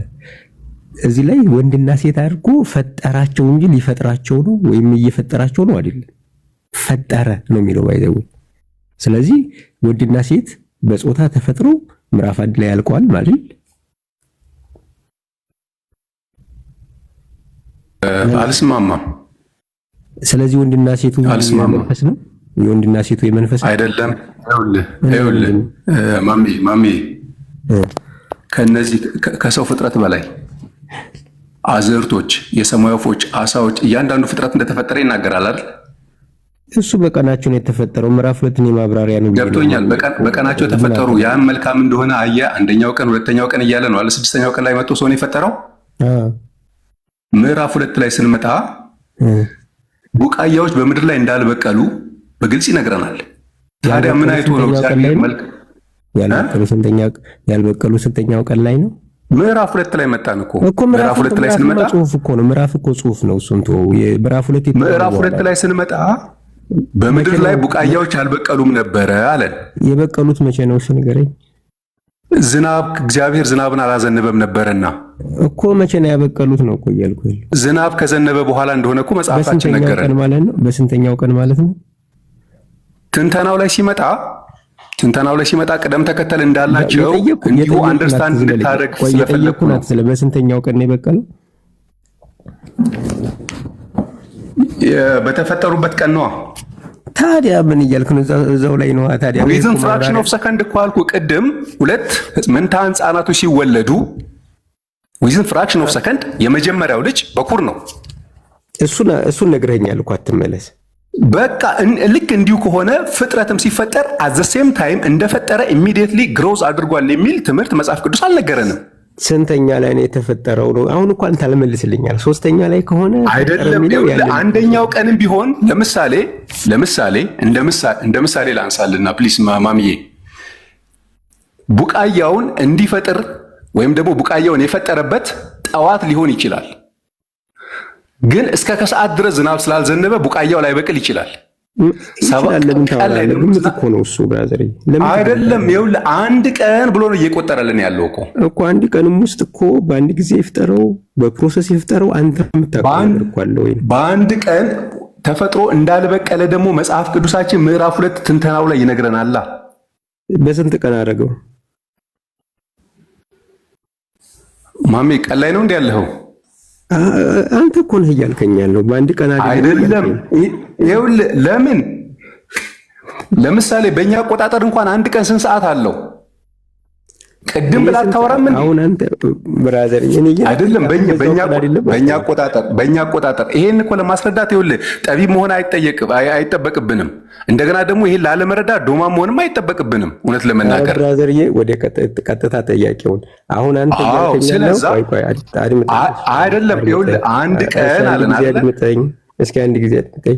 አሁን አንተ በስድስተኛው ቀን ጠዋት መንፈሱን ፈጠረ፣ ከሰዓት ደግሞ ስጋ በጀለት፣ ከዛ ማታ ላይ ደግሞ መንፈስን አስገባ የሚል ዝርዝር ሐሳብ አለ ወይ አንተ? በአንድ ቀን ውስጥ በዚህ በ12 ሰዓት ውስጥ እግዚአብሔር መጀመሪያ መንፈሱን፣ ከዛ ደግሞ መልሶ ስጋውን፣ ከዛ ደግሞ ነፍሱን እንደዚህ የሚል ፕሮሰስ ያለው ማስረጃ አለው ወይ አንተ? በአንድ ቀን ውስጥ እነዚህ ጠዋት መንፈሱን ፈጠረና ሰው መንፈስ ነው፣ ከዛ ደግሞ ስጋ ፈጠረለት፣ ከዛ በስጋው ውስጥ አስገባው፣ ከዛ ነፍስ ዘራበት የሚል እንደዚህ ያለ ማብራሪያ አለ ወይ ነው ጥያቄ። እንደዚህ አይነት ማብራሪያ እኮ እንዳብራራ እየተገደድኩ ያለሁት እኮ ማለት ነው። ጀስት ነጩን እያየ ነው ነጭ አይደለም ልትለኝ ስለፈለክ ነው እኮ ማሜ። ሌላ ምንም ምክንያት እኮ ኖሮኝ እኮ ነጩን ንገረኝ እስኪ፣ ችግር የለውም። ሰው በእግዚአብሔር መልክና ምሳሌ የተፈጠረው ከምድር አፈር በተበጀው ማንነት አይደለም እኮ። እሱን አሳየኝ። መጀመሪያ ምኑ ተፈጠረ? እሺ ምዕራፍ 2 ላይ ልምጣለህ አይደለም? መጀመሪያ ምዕራፍ 1 ላይ አላልከኝም እንዴ? አዎ እኮ እሱ እዛ ጋር ግልጽ ካልሆነ ምዕራፍ 2 መምጣት ግዴታዬ ነው። መጀመሪያ ምን ተፈጠረ ንገረኝ። እሱን ልቀጥል። ከዛ ሁለተኛ ላይ ሶስተኛ ላይ እያልክ ንገረኝ። ምዕራፍ 2 ላይ ብንመጣ አይቀልም? የሚቀለን እሱ ነው። አይ ምዕራፍ 2 ላይ ነፍስ ነሽ። ምዕራፍ 2 ላይ ንገረኝ። ቁጥር 7 ላይ እንምጣ። እሺ እግዚአብሔር ከምድር አፈር ወስዶ ሰውን አበጀው፣ የሕይወትንም እስትንፋስ እፍ አለበት፣ ሰውም ሕያው ነፍስ ሆነ ብሎ ይነግረናል። እሺ ከምድር አፈር የተበጀው ምድርን ኤግዚስት የሚያደርገው ወይም ደግሞ እቺንም ምድር ያለንባት ምድር ኤግዚስት የሚለውን ተውና መጀመሪያ ስንት ሰዓት ላይ እሱ ተፈጠረ? ወይም ደግሞ ከጠዋት ነው ከሰዓት ነው? ስንት ሰዓት ነው እሱ የተፈጠረው? በሰዓት እንዴት አድርጌ ከፋፍ? አይ አንተ ቅደም ተከተል ሰጥተሃል። ቅደም ተከተል በሌላ መጀመሪያ መንፈሱን ፈጠረ። ዘፍጥረት 1 ወንድና ሴት አድርጎ ፈጠራቸው፣ በመልኩ በምሳሌያቸው ፈጠራቸው፣ በመልክና በምሳሌው ፈጠራቸው የሚል ክፍል አለ። ወንድና ሴት አድርጎ ፈጠራቸው ማለት ጾታ አላቸው ማለት ነው አይደል? በመንፈስ በዓለም ውስጥ ጾታቸው የለም፣ አልተገለጠምም። ነገር ግን ወንድና ሴት አድርጎ የፈጠራቸው ወንድና ሴት አድርጎ ፈጠራቸው። ይሄ ፈጠራቸው ደግሞ ጀነራል የሰው ሁለንተናን ይዞ ነው የሚመጣው። ይዞ ሲመጣ ደግሞ ነፍስ አለው፣ መንፈስ አለው፣ ስጋ አለው። ጾታ የምናገኘው ስጋ ላይ ነው። መንፈስን የምናገኘው ከእግዚአብሔር የተፈጠረ በእግዚአብሔር መልክና ምሳሌ ነው። መንፈስ የት ነው እንደዛ የሚለው? በእግዚአብሔር መልክና ምሳሌ ነፍስን የተፈጠረው የሚለውን ከየት አመጣው? አላልኩም። ነፍስ ተፈጠረ አላልኩም። እዚህ ጋር በእግዚአብሔር መልክና ምሳሌ የተፈጠረው መንፈስ ነው ያልኩ። መንፈስ የታለ? ስጋ ከምድር አፈር መቼም ዘፍጥረት ላይ መንፈስ የሚለውን አታመጣውም መቼም። ማሜ ይቅርታ፣ አንድ ጥያቄ መጠየቅ እችላለሁ? ቆይ መንፈስ አንተ ነህ መንፈስ እያልክ የመጣው። አሁን ዘፍጥረት ምዕራፍ 1 እና 2 አይደለ እያወራን ያለ ነው። ምዕራፍ 1 እና 2 ላይ መንፈስ የሚባል ሐሳብ የለም ጭራሽ። ቦታው ላይ መንፈስ የሚባል የህይወት እስትንፋስ የሚል አለ። የህይወት እስትንፋስ እሱ ነፍስ ነው መንፈስ ነው? የህይወት እስትንፋስ መንፈስ ነው። መንፈስ ነው ማስረጃ። እሺ የእግዚአብሔር መንፈስ ፈጥሮኛል፣ ሁሉን የሚችል አምላክ ሰጥቶኛል የሚል ቃል እዚሁ ምዕራፍ ላይ ከዚያ አትውጣ። ይሄው እዛው ክፍል ላይ ኢዮብን አጣቅሶ ስለሚናገር ነው እየነገርኩህ። ኢዮብ እዛው ክፍል ላይ አይደለም እንዴ? ዘፍጥረት ላይ አይደለም፣ እዛው ክፍል ላይ አይደለም፣ ግን መጽሐፍ ቅዱስን ማጣቀስ አለብን። ዘፍጥረት ላይ ብራዘርዬ፣ ክፍሉን እንጨርሰው መጀመሪያ። ማሚ እያንዳንዱን ነገር እኮ እዛው ክፍል በክፍል መተን እኮ ላናገኝ። ምክንያቱም ምዕራፍ 2 ላይ ነፍስ ነው የሚለው። አየሁ፣ ነፍስ የሚለው ከምድር አፈር የተበጀው ስጋ አለ። የህይወት እስትንፋስ እፍ ሲባልበት ሕያው ነፍስ ሆነ ነው የሚለን። ሕያው ነፍስ ያለ ሆነ ነው። ያው ዙሮ ሕያው ነፍስ ሆነ ማለት ሕያው ነፍስ ያለ ሆነ ማለት ነው። ይሄው እንግዲህ መጽሐፍ ቅዱስ ነው እያነበብኩልህ ያለሁት። እግዚአብሔር አምላክ ከምድር አፈር ወስዶ ሰውን አበጀ፣ በአፍንጫውም የህይወትን እስትንፋስ እፍ አለበት። ከቀኑ ውስጥ የትኛው ክፍል ላይ ነው የተደረገው ነው እያልኩ ያለሁት። እንግዲህ በቀን ውስጥ ነው የተደረገው። ይሄ እኮ በየትኛው ቅደም ተከተል በቀኑ ኤግዛክት ሰዓቱን አውቄ ልነግርህ አልችልም። ግን በቀን ውስጥ ነው የተደረገው። ቆይ በዛው ቀን ውስጥ ነው የተደረገው፣ በአንድ ቀን ውስጥ አይደል? አዎ በአንድ ቀን ውስጥ ነው የተደረገው። እሺ ሁሉንም አንድ ጊዜ ያድርገው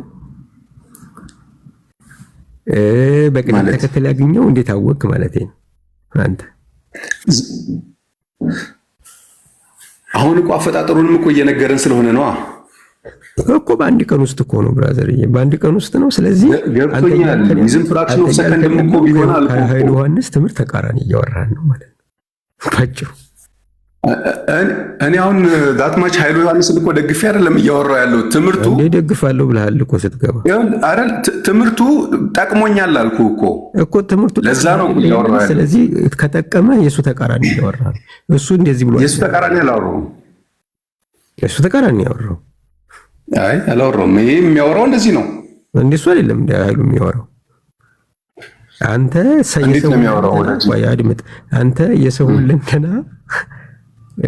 ሁለንተና ነፍስ፣ ስጋ፣ መንፈስ ነው ብለህ ተናግረሃል። እሱ ደግሞ እንደሱ ነው ያለው።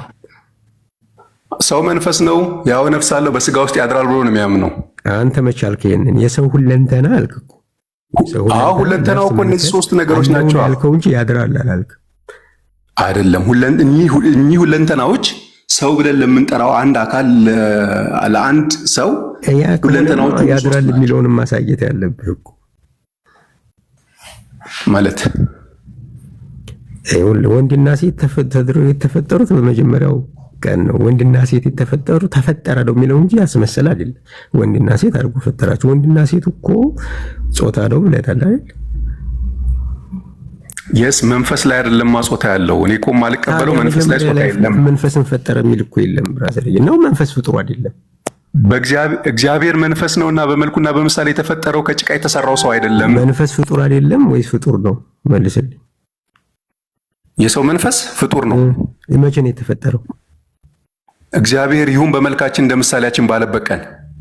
መች ይላል? እንደሱ ፈጠረ አይልም እኮ። ይላል እኮ አይልም።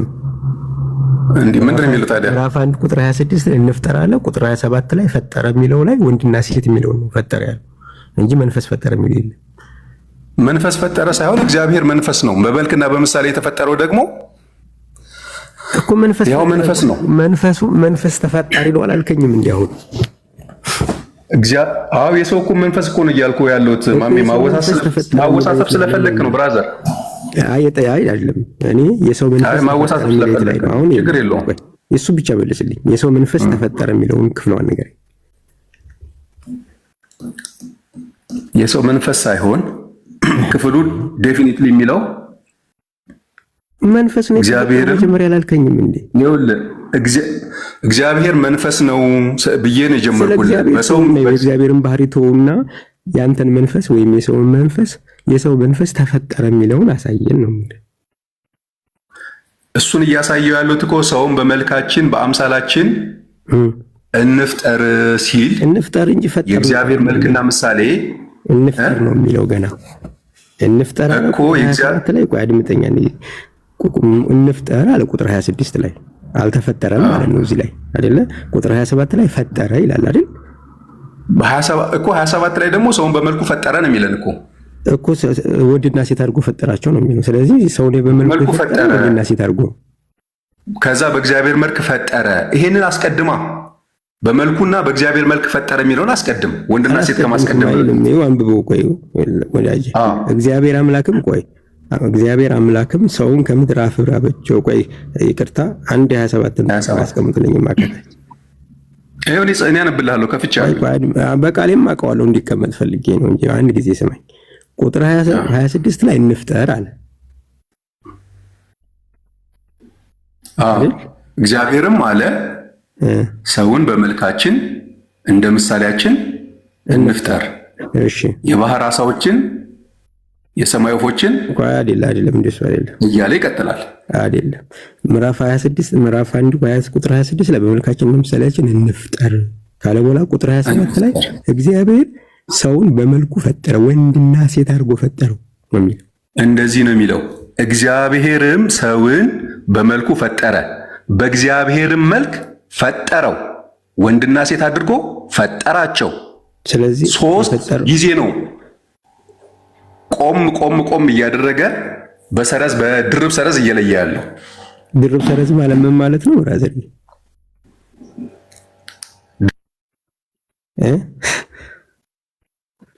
ድርብ ሰረዝ ምንድን ነው? ድርብ ሰረዝ ምንድን ነው? አንዱ ሐሳብ በድርብ ሰረዝ ማብራሪያ ነው ማለት ነው አይደል?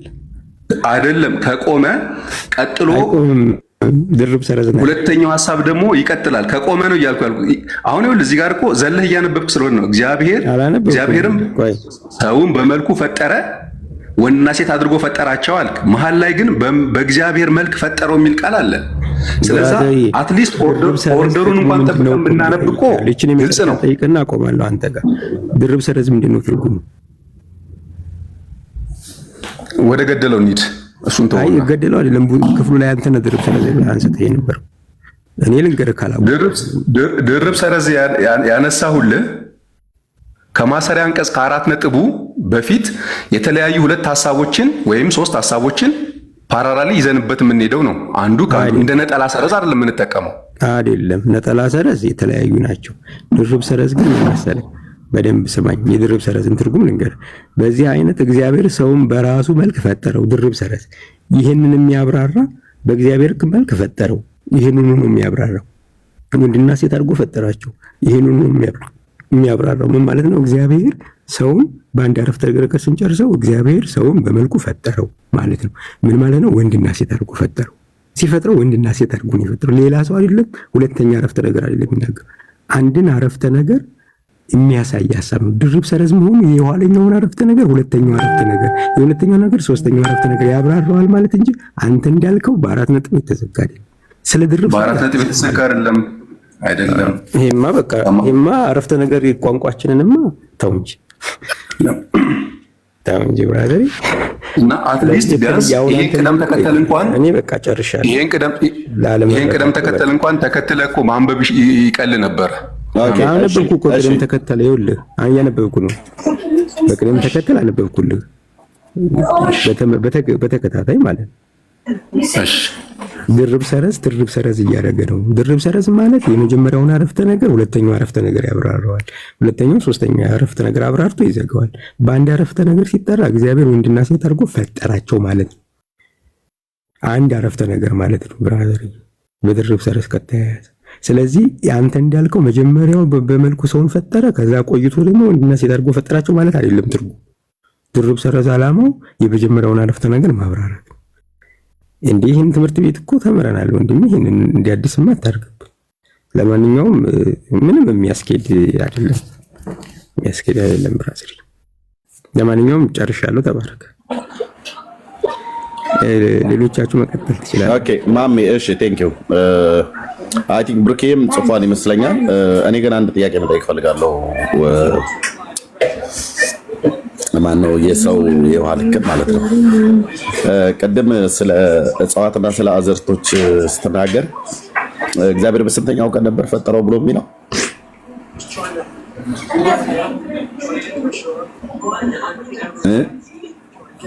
ፍሬ ያለበትን ዛፍ ሁሉ በየወገኑ ምድር ታውጣ ብሎ ሲል ስንተኛው ቀን ነበር ያለው? ሶሪ ቅርታ፣ ስለ ጉንፋን ይዞኛል አፍንጫዬ በጣም እንትን አለ። እየሰማኸኝ ነው አይደል ወዳጃችን? ለዋለው እየሰማሁ ነው። ስንተኛው ቀን ላይ ነበረ ጌታ እንደዛ ብሎ ያለው? ዛፉን ቡቃያውን ያለውን ታብቅል ሲል አይ ቲንክ ሶስተኛው ቀን ነው። እሺ ሆነ አልሆነም? መዛን ቀን ሆነ። ያ መልካም እንደሆነ አየ ይላል መጽሐፍ ቅዱስ። ስለዚህ በቅሏል ማለት ነው አይደል? ሆነ ማለት በቅሏል ማለት ነው አይደል? በዚህ ኮንቴክስት አዎ እኮ በምናወራው ኮንቴክስት እኮ ነው በቅሏል አይደል? በዚህ ኮንቴክስት እኮ የምልህ በዚህ በምዕራፍ አንድ አዎ አልኩ እኮ በቅሏል አይደል? በምዕራፍ አንድ ላይ ምዕራፍ አንድ ላይ ነው ያለው። በሶስተኛው ቀን ብሎ የሚለው ምዕራፍ አንድ ላይ ነው አይደል? አዎ ምዕራፍ አንድ ላይ ባለው ያለ ዝርዝር ሐሳብ በሶስተኛው ቀን ብሎ የሚለው ቃል ያለው ምዕራፍ አንድ ላይ ነው አይደል? አዎ ምዕራፍ አንድ ላይ ነው ያለው። ልክ ነህ። ኦኬ። ስለዚህ ሶስተኛው ቀን ምዕራፍ አንድ ላይ ባለው ሆኗል አይደል? በቅሏል አይደል? አዎ የት ነው የበቀለው? በምድር ላይ ነው ወይስ በሰማይ ላይ ነበር ያበቀለው? ምዕራፍ 3 ምዕራፍ 3 የበቀለው ምዕራፍ 1 ቁጥር 12 ላይ ምዕራፍ 1 ቁጥር 12 ላይ እያለ ያለን ምድር ላይ እንደበቀለ ነው እየነገረን ያለው። ምድር ላይ በቅሏል ማለት ነው። ፈጠን አድርገው። በዚህ ኮንቴክስት እኮ አልኩ ኤርሚ፣ በዚህ ኮንቴክስት አትበለኝ። ዘፍጥረት መጽሐፍ ምዕራፍ 1 ቁጥር 11 እና 12 ላይ ነው የማወራው። እንግዲህ ብሉይ ኪዳን ላይ ለማውራት ነው አይደል የገባው? ገብቶኛል። ዝርዝር ሐሳብ ደግሞ ምዕራፍ 2 ላይ አለ። በሶስተኛው ቀን ብሎ የሚለው ቃል ያለው እዚህ ዘፍጥረት መጽሐፍ ምዕራፍ 1 ቁጥር 11 እና 12 ላይ ነው አይደል? ትክክል። ኦኬ። ይሁን ባለ የሚያፈራው ዛፍ ይሁን አለ፣ እንደዚሁም ሆነ ይላል አይደል? ቁጥር 12 ምድር ዘርን የሚሰጥ ሳርና ቡቃያን እንደወገኑ ዘሩንም ያለበትን ፍሬ የሚያፈራውን ዛፍ ሁሉ ወይ እንደወገኑ አበቀለች ይላል አይደል? ትክክል። በሶስተኛው ቀን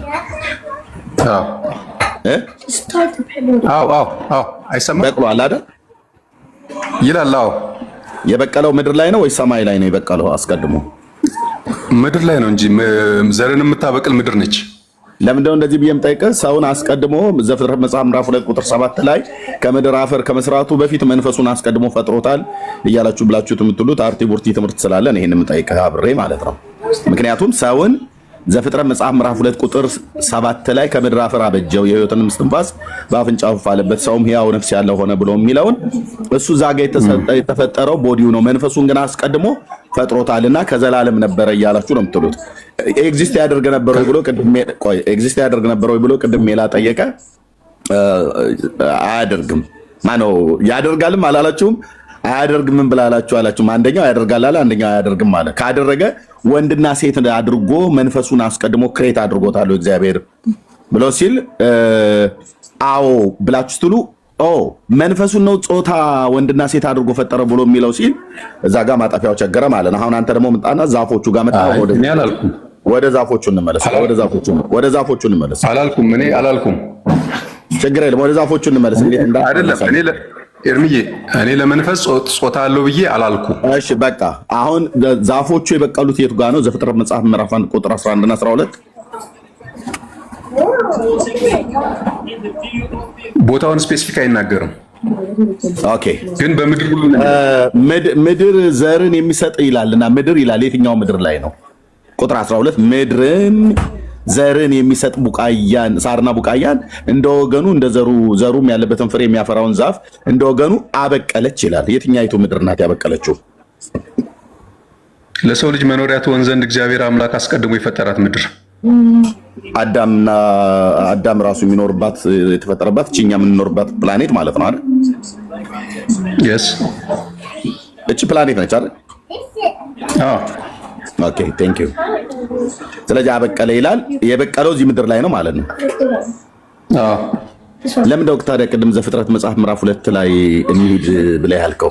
እንሂድ ቁጥር 5 ዘፍጥረት መጽሐፍ ምዕራፍ 2 የሜዳ ቁጥቋጦ ሁሉ በምድር ላይ ገና አልነበረም ይላል። ምዕራፍ 2 ነው ማነብልህ ቁጥር 5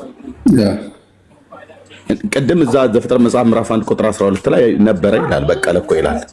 እዚህ ደግሞ አልነበረም፣ የሜዳን ቡቃያ ሁሉ ገና አልበቀለም ነበር ይላል። ቅድም በቅሏል ብለኸኛል። ምክንያቱም በሰው ነፍስ ላይ ሰውን እንደዚህ አድርጋችሁ ዘፍጥረት መጽሐፍ ምዕራፍ 2 ላይ ቦዲውን ፈጠረው። አስቀድሞ ግን ነፍሱንና እንትን አድርጎ ክሬት አድርጎት ፈጥሮት በዛ በአየር ላይ ተንጠልጥሎ በመንፈሳዊ ዓለም ነበረ ብላችሁ የምትሉት ቅድም ያልኩ በጣም ብዙ አርቲቡርቲ ስላለ ማለት ነው። አሁን ይሄው እዚህ ዘፍጥረት መጽሐፍ ምዕራፍ 2 ቁጥር 5 ላይ የሜዳ ቁጥቋጦ ሁሉ በምድር ላይ ገና አልነበረም፣ የሜዳን ቡቃያ ሁሉ ገና አልበቀለም ነበር ይላል።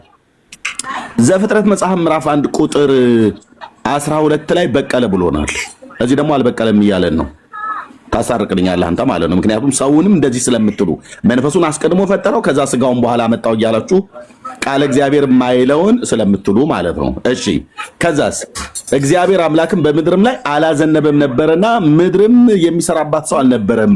ቁጥር 6 ነገር ግን ጉም ከምድር ተወጣ ነበር፣ የምድርን ሁሉ ፊት ታጠጣ ነበር ይላል። ልብ በል ዘፍጥረት መጽሐፍ ምዕራፍ 1 ላይ በቀሉ ይላል። በቀለ ይላል። ምድር በየወገኑ የሚያፈራውን ዛፍ አበቀለች ብሏል። አዎ ብለሃል። ይሄ ታዲያ እዚህ ደግሞ አልበቀለም ይላል። እስኪ ሁለቱን አስታርቅልኝና ዘፍጥረት መጽሐፍ ምዕራፍ 1 ቁጥር 26 እና ዘፍጥረት መጽሐፍ ምዕራፍ 2 ቁጥር 7ን የምትሞነጫጭሩትን ነገር እዚህ ላይ ታየዋለህ ማለት ነው። ዛፎቹ አስቀድሞ ተፈጥረዋል አይደል ምድር ላይ ብለኛል። በዛ ኮንቴክስት ብያለሁ ኤርሚ። በምዕራፍ 1 ኮንቴክስት ተፈጥረዋል። ምዕራፍ 2 ላይ ሲመጣ ደግሞ እንዴት እንደበቀሉ እየነገረን ያለው። አልበቀሉም ይላል ዘፍጥረት መጽሐፍ ምዕራፍ 2 እኮ እንዴት እንደበቀሉ እየነገረን ያለው። አልበቀለም ይላል። አልነበረም፣ ገና በምድር ላይ ገና አልነበረም ይላል። የሜዳው ቁጥቋጦ ሁሉ በምድር ላይ ገና አልነበረም ይላል። አንተ በዘፍጥረት መጽሐፍ ምዕራፍ 1 ቁጥር 11 እና 12 መሰረት ምድር አብቅላለች፣ ታብቅላለ፣ አበቀለ፣ እንደዚሁም ሆነ ይላል። እዚህ ደግሞ ምዕራፍ 2 ቁጥር 5 ላይ ደግሞ ገና አልበቀለም ይላል። ምክንያቱስ የሜዳን ቡቃያ ሁሉ ገና አልበቀለም ነበር ይላል። ምክንያቱ ዝናብ ስላልዘነበ። ቆይ ስለዚህ ዛፎቹን ስንት ጊዜ ነው ጌታ የፈጠራቸው? የምድር አመልማላትን ስንት ጊዜ ነው የፈጠረው? አንድ ጊዜ። ፍጥረቱን የፈጠረው ከአንድ ቀን እስከ 6ኛው ቀን ባለው። ሰውንስ ስንት ጊዜ ነው የፈጠረው እግዚአብሔር? አንድ ጊዜ። አለቅ። ስለዚህ ያ አንድ ጊዜ የፈጠረው እግዚአብሔር ዘፍጥረት መጽሐፍ ምዕራፍ 2 ቁጥር 7 ላይ ነው። አለቅ። ያ ዝርዝር ሐሳብ ደግሞ ዘፍጥረት 2 ላይ ቀጠለ። ቆይ አለቀ፣ ደቀቀ። ዛፎቹን 2 ጊዜ ካልፈጠረ ሰውንም 2 ጊዜ ፈጠረ እያላችሁ ዲስኩር የምትነፉትን ነገር አቁሙ። አንድ ጊዜ ነው የፈጠረው። በነገራችን ላይ ዮሐንስ 2 ጊዜ ነው የተፈጠረው ይላል። አንተ አዎ እዚህ እየመጣ እሱ ያወራል ማለት ነው። መንፈስ መጀመሪያ ተፈጠረ፣ በኋላ ስጋ ተፈጠረ ብሎ ነው የሚያምነው። ሰው የሚባለው መንፈሱ ነው፣ ስጋ ሰው አይደለም። ሰውን ስጋ ውስጥ አስቀመጠው ነው የሚለው። አንተ ደግሞ ምን እያልከን ነው? ሰው አንድ ጊዜ ነው የተፈጠረው እያልክ ወይ ግልጽ ሆነ ነው ወይ አቋምህን ወጥረህ ከሱ ጋር ቀጥል፣ ወይ ደግሞ የራስህን ዶክትሪን ፈጥረህ ራስህ ደግሞ ሌላ ትምህርት አስተምር እንጂ ይሄ ግልጽ ነው። ስለዚህ መንፈስ ኤርሚ መጀመሪያ መንፈሱ አትክልቶቹ መንፈሳቸውን የተፈጠረው፣ በኋላ ላይ ደግሞ ስጋቸውን የተፈጠረው የእነሱ አስተምሮ ለዛ እኮ ነው። ይሄ በጣም አስቂ ነው።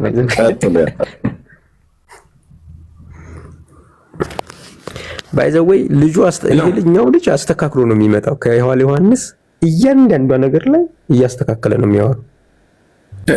ይሰማል አይደል ማሚዬ? ወይ ይኸውልህ እያንዳንዱ ነገር ስናይ እያስተዋልን ነው መሄድ ያለብን፣ እውነት ለመናገር ማለት ነው። ሰው የተፈጠረው አንድ ጊዜ ነው፣ 2 ጊዜ 3 ጊዜ ፍጥረት የለም። ነገር ግን እያልኩ ያለሁት ነው ምንድነው ቅደም ተከተል አለው ነው። ለምሳሌ ኃይሉ ግን እንደዛ አይደለም ብራዘር፣ ኃይሉ እንደዛ አይደለም የሚለው ኃይሉ ከኃይሉ ተለየብን እኮ አንተ ደግሞ ሌላ ዶክትሪን አለ። ይቅርታ መሐመድን እያናገርኩት ነው። እኛ ስቴፕ የለም አላልንም ብራዘር፣ ስለ ስቴፕ እናውቃለን እኛ። ግን ሰው የተባለው ነፍሱን መንፈሱ ነው ብለን ግን አናምን። ለምሳሌ እግዚአብሔር ከምድር አፈር አበጀው እርፍ አለበት።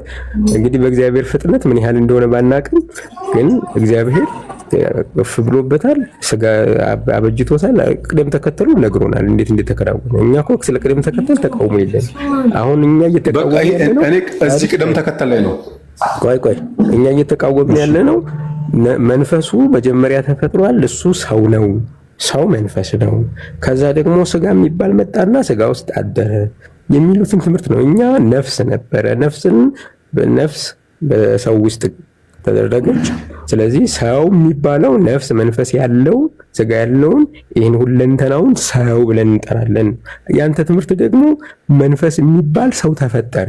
ምክንያቱም ዘፍጥረት ምዕራፍ 1 በመልኩ ሰውን ፈጠረ ሲባል ሰው የተባለው መንፈሱ ነው እያልክ ሌላ ትምህርት ነው ዮሐንስ። አንተ ደግሞ ወደኛ መጥተህ ስቴፕ ነው የምትነግረን። ስቴፕማ ተስማምተናል።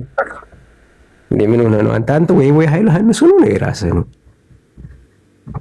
እኔ ኃይሉ ዮሐንስንም አይደለሁም። ትምህርቱ ተመችቶኛል። አሁን እሱን አልክድም። ትምህርቱን እኮ እየካርከው ነው እየካርክ ነው እንዴ ማሚዬ። ስቴፕ ያልከኝ ነገር እኮ አሁን እኮ ተግባባን።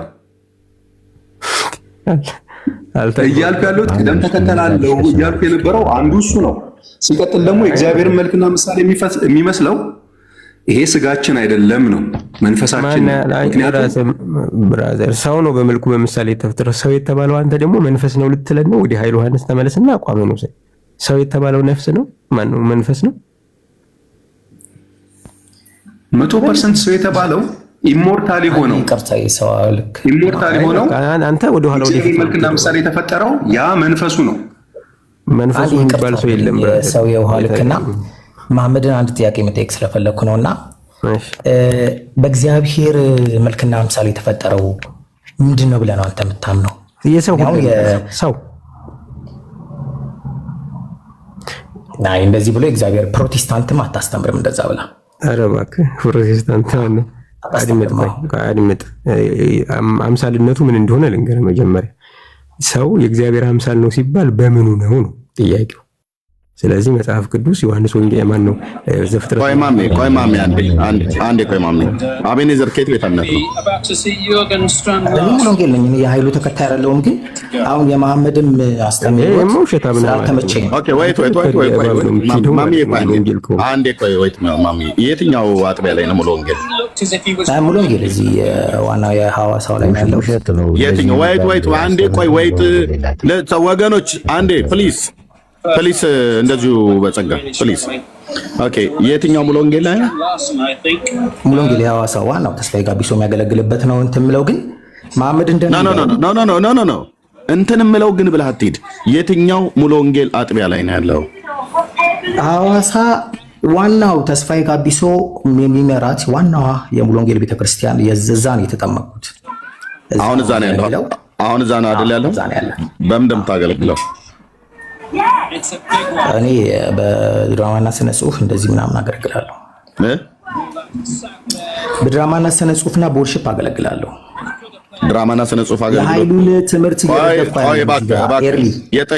የጠይኩ መልስልኝ። ድራማና ስነ ጽሁፍ አገልግሎት ነው የምታገለግለው? ኦኬ ስንት ፓስተሮች አሏት የዋናው ሙሉ ወንጌል ቤተክርስቲያን እዛ ያለችው አጥሪ? ዳትማች በስም ልነግር እችላለሁ። ፓስተሮቹ ስንት ናቸው ያሉት? ለማን ልንገር? እነ ሰለሞን ጃቢርን፣ እነ ተስፋዬ ቀቢሶን፣ ጋሼን እሱን ተዋውን። አሁን እዚህ ላይ ሳይሆን አሁን ሰው እንዲድን አይደል እዚህ የተቀመጥነው እስከ ምሽቱ የተጠየቀው መልስልኝ። እንደዚህ አይነት ነገር ኦኬ። ስለዚህ ታችሁ ረዳ በቃ ስለ ቤተክርስቲያንህ እንኳን ለመናገር አታውቅም ማለት ነው። ኦኬ ምድረው ሸታው ኤርሚ ትምህርቱን የሚያውቅ ሰው እኔ አሁን እንደዚህ ያለ ትምህርት ቢኖረኝ ሙሉ ወንጌል አልገባም። ውሸታ ብናጭ በርባሪ እንደ በግለብ እንደለበሰ ተቆላ ሁኜ ካልሆነ በቀር ትምህርቴን ካወኩ አቋሜን ይዤ እንደ ኃይሉ ዮሐንስ ወጣት በቃ አቋምን ይዘህ ትወጣለህ እንጂ ውስጥ ለውስጥ ያው መድረክ ላይ እየቆቅ አረ እኔ አሁን እዛ ብታይቀውም ራሱ የለም እንጂ አቆይ ውሸት ነው።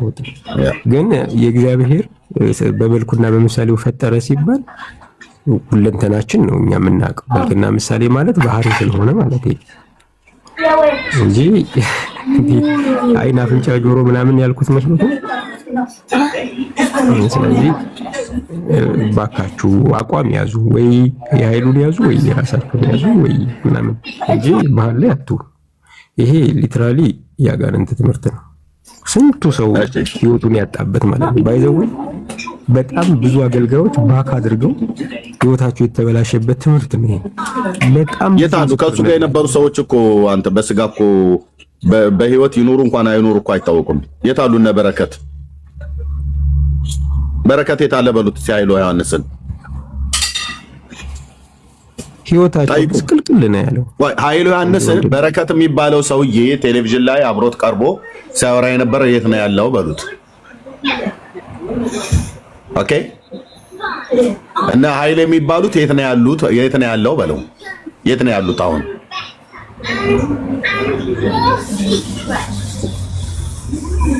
የት ነው ያሉት? ይሄንን እስኪ መልስ እሱ።